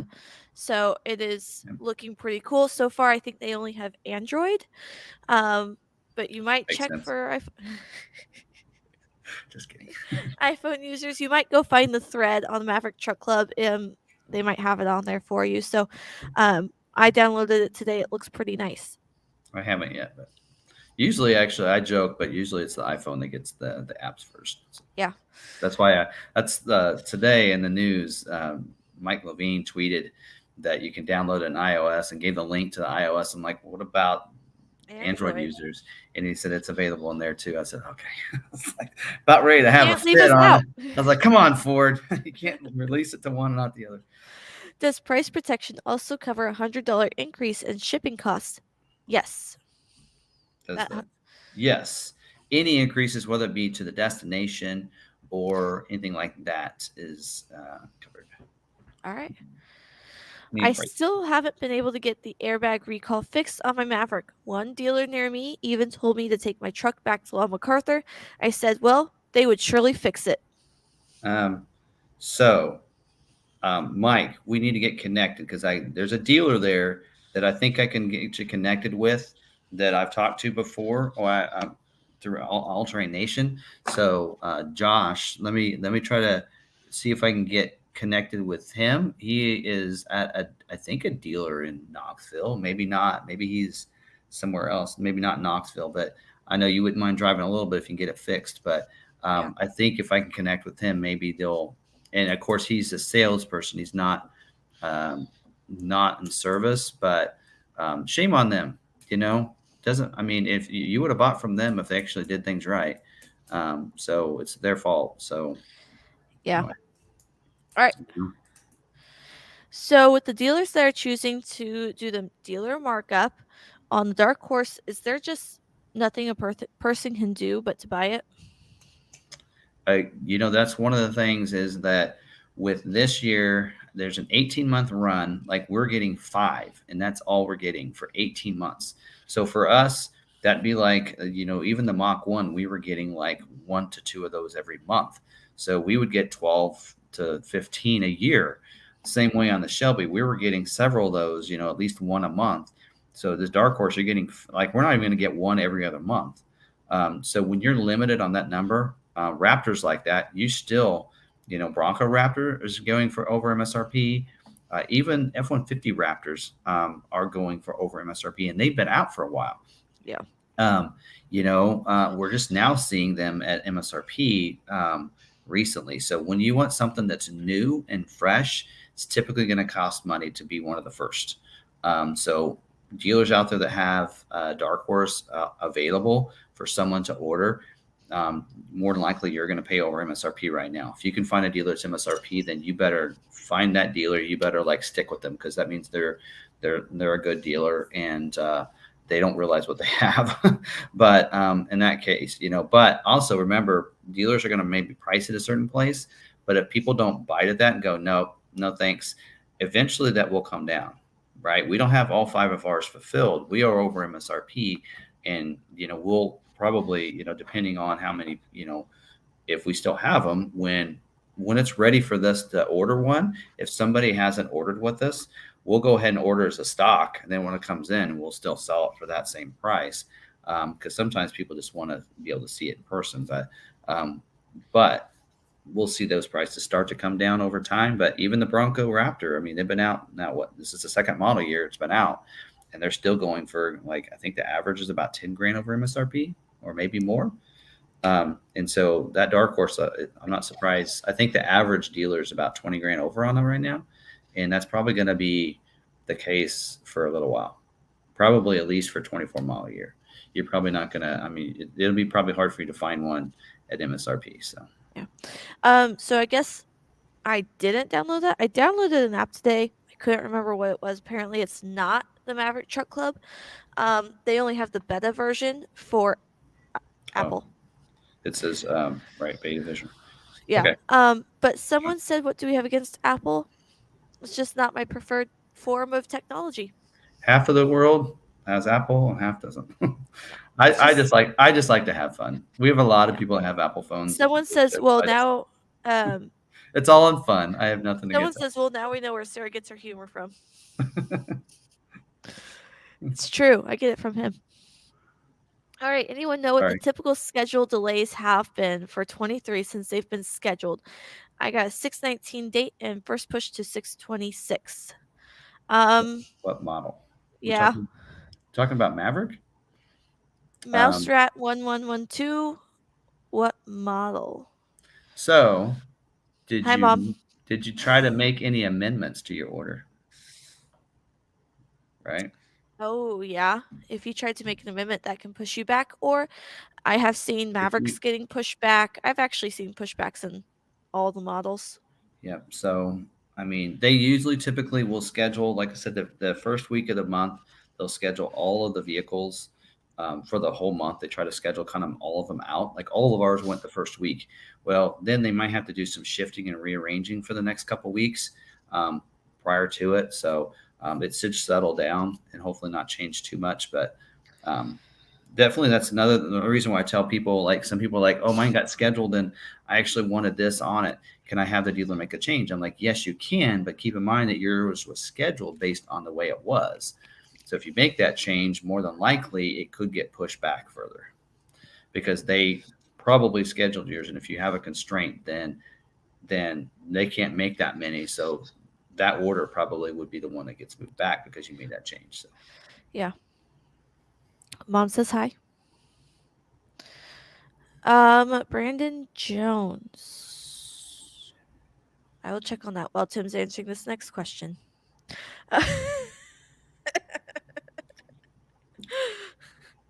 Someone said, uh-oh, the boss just checked in. Yep. Making sure I'm still alive. And you are. You're at the dealership by yourself. Yeah. Shh, don't say. We have people here. Yeah, you have the janitor there. Ian. Okay, I'm out of beverage, so we might have to I have to cut this off. All right. 15. All right. If the last build date for the 23 model Maverick is in October, when is the most likely time frame that they would tell you / let you know when your build date is? Like, how far out do they notify you?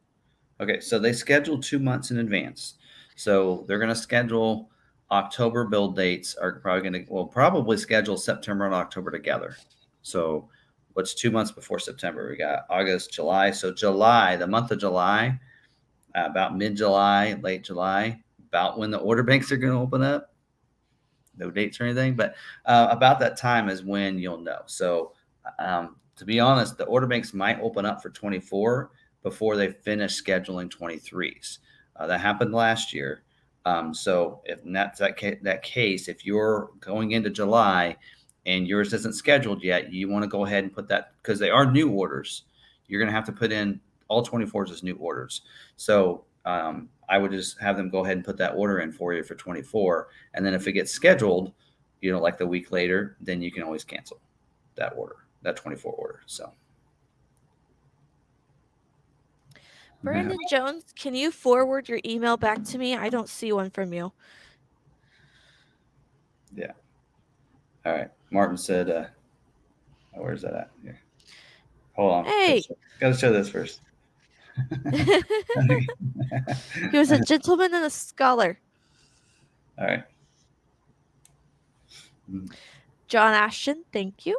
Says Sarah, thank you. And Johnny's Car Care, thank you for liking the picture of my Rapid Red. Cool. Brandon used the Ford video guy at gmail.com. That one goes straight to me. Yep. All right. Let's keep trucking. Mine, I may not email you back yet. I've been trying to keep up on it today, but I may need to go through his email and send some over to myself. Yeah. So, if the last build date for the 23 model Maverick is in October, when is the most likely time frame that they would tell? We just talked about that. That is right. We did. Why can you get a black interior? We did that one. Yep. Getting some repeats. That's okay. Would dropping FX4 from a Maverick affect its chances of getting scheduled? No. Okay. Especially on the EcoBoost, there's not much you can do to that to mess it up. They're going to get scheduled. Where can we see exactly where Maverick is located after it has shipped? Heard it mentioned before. Order tracking just mentioned ships. I think Ford's tracking site that you can log into with an account is down right now. Lots of people have said that they can't use it. It's not accurate. And that usually doesn't show your location. Yeah. The dealer has something called VinView, where they can actually see it tracks as it's even on the train. It doesn't have to, like, usually we only know when it would hit a certain junctions, like when it would get to Arizona, then we would know, like Nogales, I think it's right on the border. When it got there, we'd get a notification that pinpoint that it hit there on this certain date at this certain time. And then then maybe when it got to Kansas City, but now we can actually see it along the way. So y'all must have had questions I've heard the answers to before. I successfully made a quesadilla without burning it tonight. Congratulations. Quesadillas, you got to burn a little bit on the top, or it's just not a quesadilla. At that point, it's just a burrito that's flat, or is that a tostado? I don't know. Anyways, you got to have some burn marks on it. It's all right. What time is the member live on Fridays? 4 p.m. Central Standard Time. Central. Got that one. Did the Maverick Hybrid increase in price? My original order sheet was $26,700. I removed the hitch and got a new order sheet for $27,000. I thought I submitted orders were protected. They are, but as the price increases, your sticker price is going to update, but you are still going to be protected to that last price that you had. As long as your dealer does it, but yes. So yeah, any sheet printed after February 1st is going to show $500 more. So of course your dealer, like anytime somebody makes a change at our dealership, I make sure to note on there. I'll put it in pen minus 500 because that's always going to show that price increase. And but we will always price protect. Even if you add something and change something, again, up to the dealer, because it's crazy. Ford shouldn't put it at the liberty of the dealer, but they do. It is up to the dealer. So if that dealer says, well, you made a change, so now that's the price. They might have, price protected you before that, but you got to have to, before making any changes, you probably should ask the dealer, hey, by making this change, are you going to still honor my price protection with $400 less than that? And you got to find out to see if they will, because that could make a difference in whether or not you want to make that change. Yeah. Real quick, Brandon, what I would see on your build that would hold you up? Remote start. Well, a little bit. Remote start's not bad. Spray and bed liner. Remote start's not a constraint item. No. Sorry, not to interrupt you. Sorry. Spray and bed liner. The cargo management system somewhat. Theft prevention hinge lock. I would just order that through aftermarket. Other than that, I don't really see anything else. You have an XLT EcoBoost, FX4, XLT Lux, and 4K tow. Yeah, being an EcoBoost, I wouldn't worry about most of those anyway. Yeah. So the spray and bed liner and the bed rail system is a combo thing. You get the bed rail for free, but the capacity is 40%. They're within capacity, so it's not like majorly constrained. You have EcoBoost, that helps. The electric package is within capacity. So those are both things that are a low percentage, but they're still within capacity. And the remote start shouldn't cause a problem. So I don't see anything really other than that. I would take the hinge lock off, like Sarah said, because believe it or not, some of those, if they happen to have like a shortage of that one thing, they won't schedule yours, right? Yeah. Over that one little thing. We had somebody that had like 6 DIOs on their that's dealer installed options on their order, and theirs didn't schedule. Hey, let's take 2 of those off. Here, we took 2 off. Still didn't schedule. Let's get scheduled. So another month went by. I said, let's take 2 more off, and then it finally scheduled. So, and I'm not saying that was it, or if it was just a time for that one to get scheduled, but I think the more of those DIOs, which those are dealer installed options, which means that they can be put on at the dealer. So all you got to do is once yours gets scheduled, contact the dealer and say, hey, or go and order it yourself.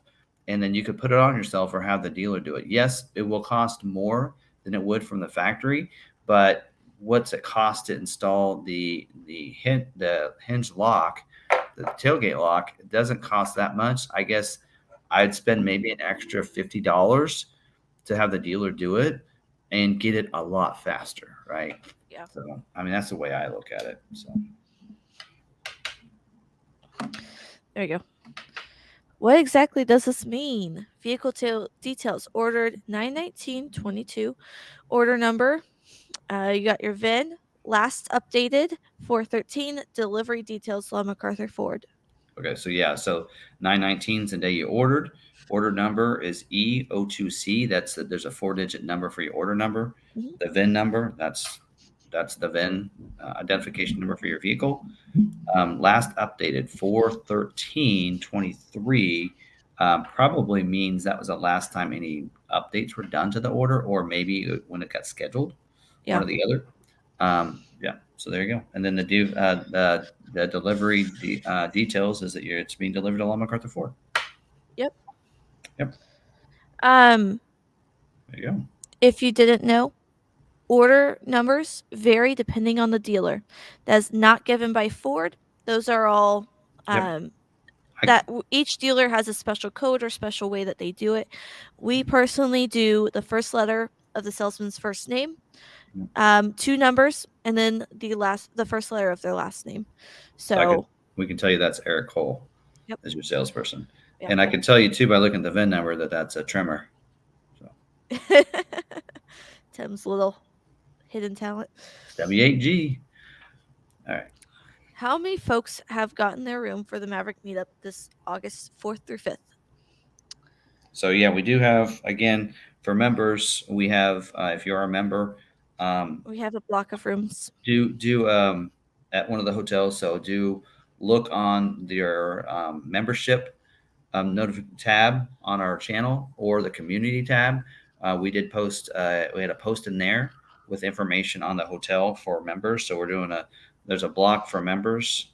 So we'll probably get maybe another hotel or something, but it's just, I don't know, the members, we're just doing something special for them we're not paying for it. You still got to pay for it, but we're blocking it out so you can get a little bit discount. But also I think we're doing that just so that all the members can hang out together Friday night at the hotel. They have a little, the hotel they're choosing has an open lounge. And one of our members actually did that and allowed it out. So you need to, if you're a member, check out a couple things like our Discord as well that we opened up for members, member only for right now.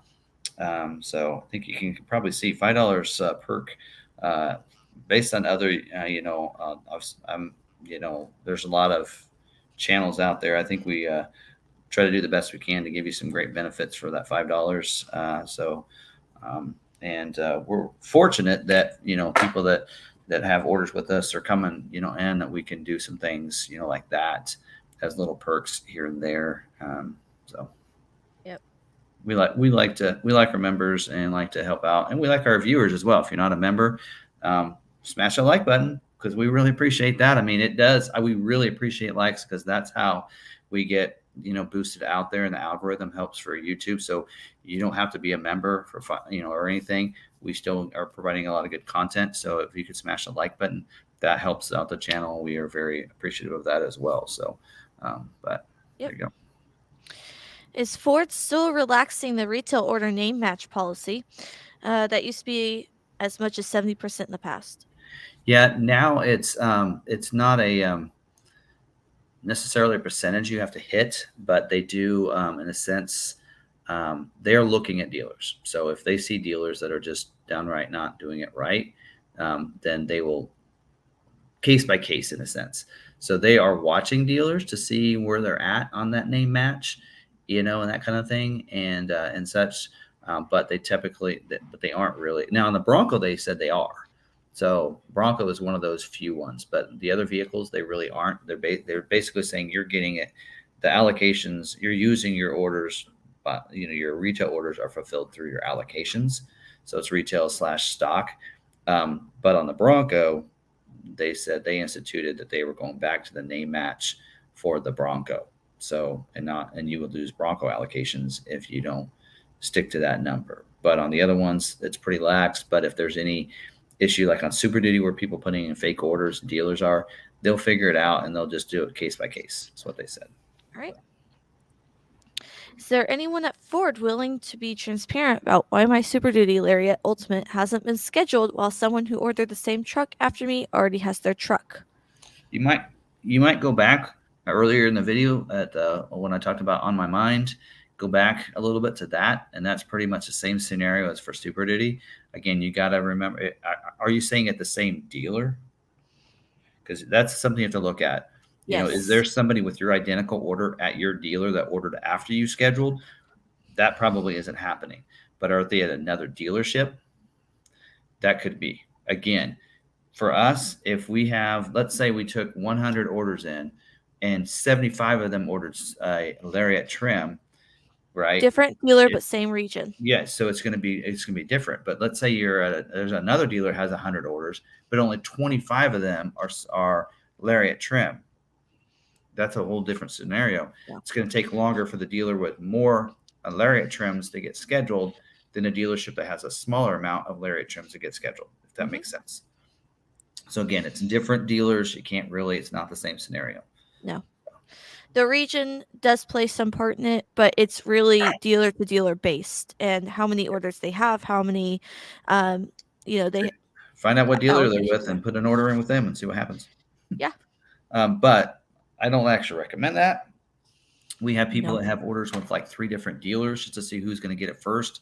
And when you do that, that's just looking up the order banks. Yes, it is. And also you get people that can't order one because it ends up selling out that model because there's so many people. I guarantee you that's what half of the Maverick is you have all these people that order multiple dealers and to see it go with a small local dealer or another one. And I get it. I mean, you want to get your vehicle as fast as possible.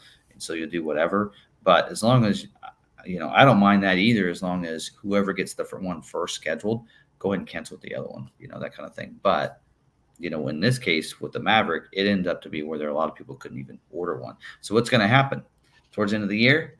There are going to be Mavericks that come in because people didn't call their dealership and cancel. I already took delivery of one at another dealer. Well, then what happens to that one? It becomes available. And then guess what? They're going to mark it up $7,000 on a hybrid. And then people that couldn't order either have to do that or they have to wait another year to get theirs. Because we saw that in 22.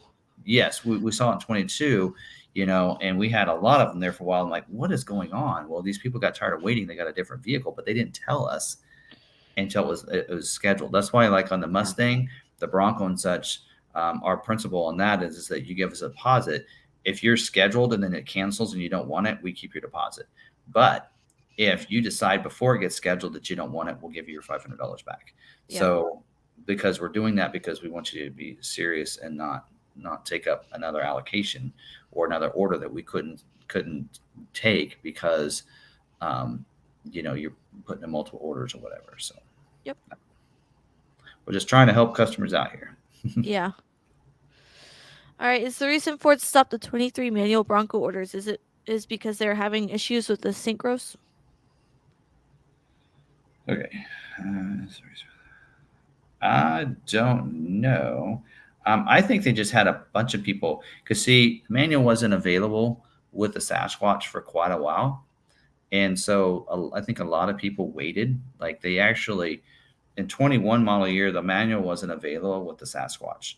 So there were people that they said it would be available in 2022 model year. So a lot of people, prior to 99 their order so that they didn't get scheduled and they got pushed to 22. So then all those people that were waiting, you had not only people for 22 that were able to put in orders, but then people from 21 that wanted a manual. So I just think they had a lot of manual transmission orders compared to their, especially with the Sasquatch, compared to what their capacity was. So anyway, so that's why I think right now it's more of that they're sold out. Balanced out means sold out. So they have their capacity already in there for what they can handle for 1 year. So they know for within a model year how many they think they can do on a monthly basis. So they know, just like with the base and just like with the Everglades, they're maxed out of what they can do. So that's why they're not allowing you to order an Everglades. The same thing with the manual is, I believe it's the same thing, is they know how many manuals they can make, and they're at that cap right now for this model year. I believe that we'll see a manual transmission bound back out along with the base and the Everglades in 24. But Yeah. again, my opinion, not any information I've gotten from Ford or anybody there, just in case I get lucky and Ford thinks I have an inside person. I don't. But that's what I think. And I could be wrong. I was wrong on something with the Maverick. I heard about it. So All right. all right. Do you have to place an order in July for a Maverick to be rolled over if my 23 has not been scheduled as of that date of the bank's opening? Will it be price protected? Okay. So first of all, orders aren't going to be carried over per se. So They'll have to be I do replaced. struggle. I do struggle with the. I even use the word carried over, but anything that doesn't schedule in 23 model year has to be reordered in 24. So you have to put that order in. Basically, gives you an opportunity at the end of 23. It didn't schedule that in a sense that order is just going to drop off, right? And so you have a choice to go ahead and order in 24. But Ford has said they are not going to do private offers. So if you have one that goes unscheduled into 23 and you have to reorder in 24, you're going to reorder at the 24 price. Yeah. Yes. And I think they kind of did that.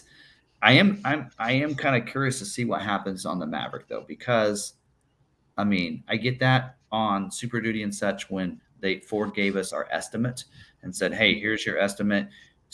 Order within that capacity. We are not giving private offers. If your customer doesn't schedule, that's your fault," and that kind of thing. And I get that, but on the Maverick, it was too late. They didn't give us that number until after. So I think they should give a private offer for the Maverick just based on that information, but doesn't mean Ford will. So did I answer all the parts of that question? Yes. Yeah, you won't be price protected. At least you won't get a private offer.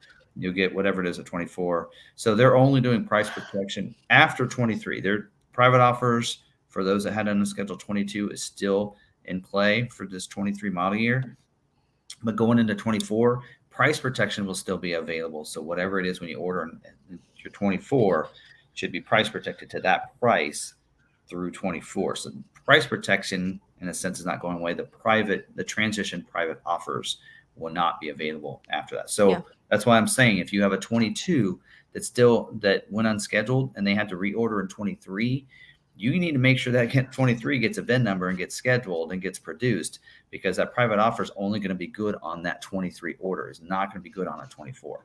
So your dealership needs to prioritize those orders. It's very vital that they should have done that already, but they have like three months left of scheduling. That needs to happen. So if you're somebody out there that had a 22 order, first of all, you need to make sure they reordered your 23. I think some people assumed it got carried over. No, you had to reorder. So if they didn't do that, then you're out of luck at this point. Some dealers, if they couldn't get in contact with you or they didn't hear back from you during that time of reordering, they probably did not reorder. We had that happen, and we luckily had some orders. I put a couple orders in, and so we were actually very fortunate. We had some orders in, and we hadn't done COVP on them yet. Some people didn't end up wanting them, and I actually we had one I put in a couple extra orders under my name. But because a couple of our salesmen were like, "Oh, I haven't heard back from him. I'll just place the order how it was last year. Mm-hmm. That way, either way, we're good." And then people didn't want it, so we had some available. And we had some that gave us their order, and our salespeople dropped the ball, and that happens. I mean, 700 orders, it's going to happen. And we didn't get it in, and we're like, "Oh no!" But hey, I got this order here. Because we had some people that put in orders, and some of them had the order twice. So they're like ordering twice. So they actually had it in there twice. We were able to use one of those. As long as we hadn't done the COVP and the COVP deadline wasn't done, we could change the name on it and change the order, and it didn't affect, and it was still COVP, so it was still their order. And we were able to do that on a couple, but otherwise you're out of luck. So anyway. All right, last two questions. Will we see a lot of soft tops, black diamonds get pulled for scheduling this week? 10%. Or what? Is it actually? What is black diamond percentage? It's like, I don't know. I actually got the report here. Let me look it up. Last time you were gone, you had all the sheets out for me. Like when I did the member live, you had all the sheets spread out here. Yeah. And so I was able to pull it out and look at the constraints. You don't have it here. No, I didn't. I threw them away because it was last week's. In my opinion, That's right. As of Friday, it's old news. Yep. All right, on this because it's a week to week basis. All right. Yes. Almost a Bronco. Give me a second. Okay, so Black Diamond is 8% capacity. So 8% of the orders scheduled next month will be Black Diamond. Okay. So if you're a cloth top, that's good news, but it's still a small number. The highest percentages and Outer Banks. So, and number 2 is, I think, Big Ben, and then Badlands, believe it or not, is number 3, and then the highest percentages. And I thought I heard, oh no, it was Badlands for the Bronco Sport that I heard. Okay, it's 25%. So, all right. Last one. Between the Ford Escape and the Bronco Sport, what's the better choice? I like the infotainment screen size and HUD quality in the Escape. With 24 Bronco Sport, get these improvements. Don't Hard know. to tell. It is. Well, let's see. Bronco Sport 24. Let's see, 21, 22, 23. So 24, we could see some improvements. So usually they do a mid-year refresh. So Sync 4, Bronco Sport, cross our fingers. I would hope so. Hopefully the bigger screen. I do think Ford's trying to go to the same screens they're using on the Escape. You'll notice Escape, Mustang, pretty similar look to the screens. So I think Ford's trying to roll that out to the other models as well when they have a refresh and such. So hopefully we do see that in 24. The Bronco Sport get the new upgrades like the Escape gets. So, but I don't know for sure yet. Guess we'll find out in July. Yeah. All right. Well, maybe in July. Robert Buttonfield, I did answer that earlier, but the clear coat, you do not need it, but you can get it. I suggest it because I do have one, and it does help with cleaning it and protecting the paint. A clear coat on a Maverick, so the ceramic, is going to be $1,495 for the Maverick. Yeah. For the Maverick, $1,495 for the Maverick. As you get into bigger vehicles, it will be more. There we go. Ridgeview's fighting for his Area 51. I'll have to too. I like the Area 51, but I do like Azure Gray better. Is it Azure or Azure? Azure? It is not $1,495 with a dot in the middle.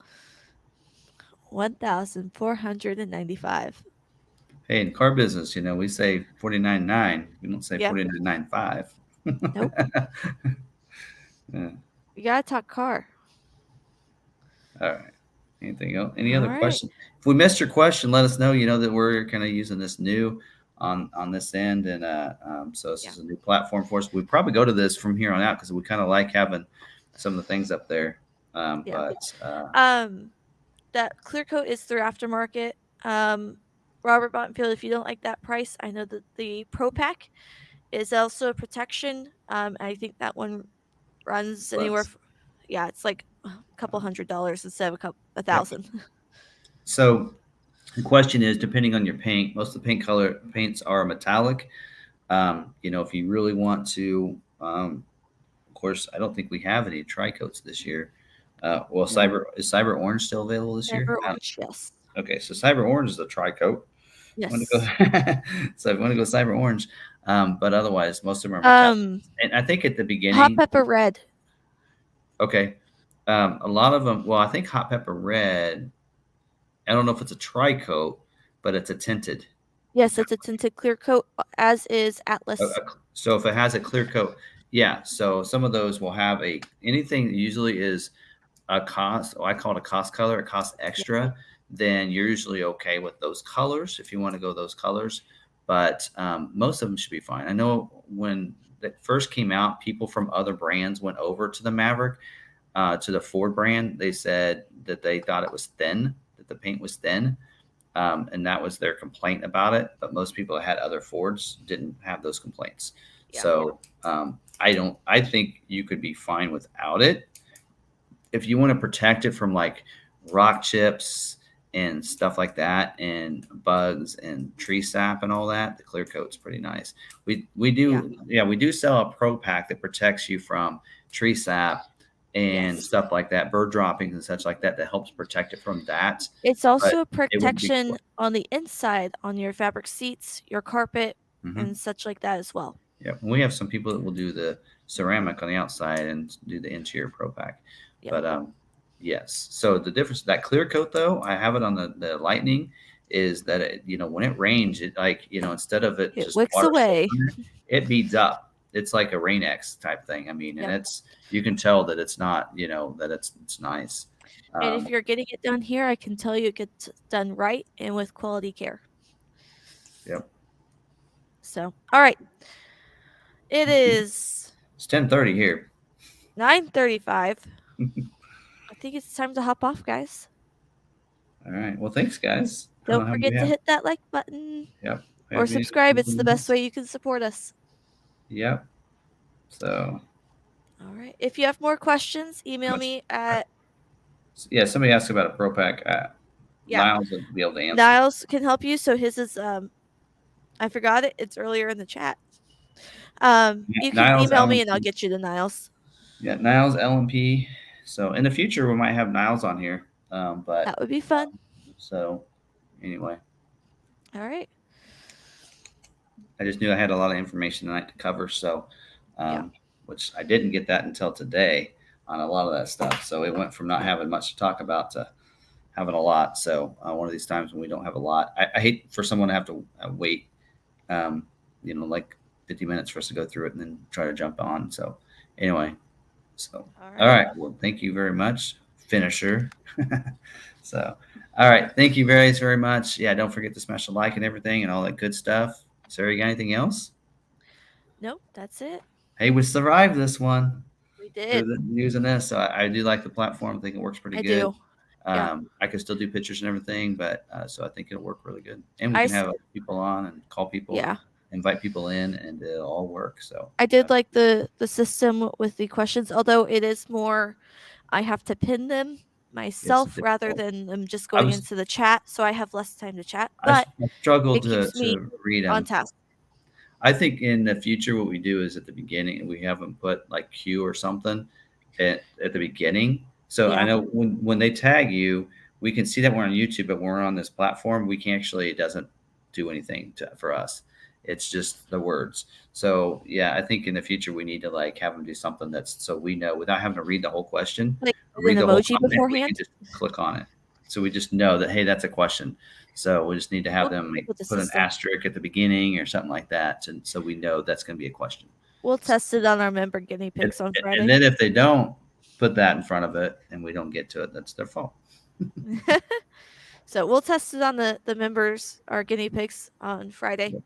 And sometimes they ask questions. They're not trying to ask us. They're trying to ask the other community. So yes. Anyway. So all right. Well, thank you guys very much. Appreciate it. And so other than that, anything else? Nothing else? Nothing else. All right. So hold on a second before we do this because I got to click over here and see. All right. Well, guys, thank you very much. Don't forget to stay positive, be kind to one another, and be kind to yourselves. We'll see you guys later.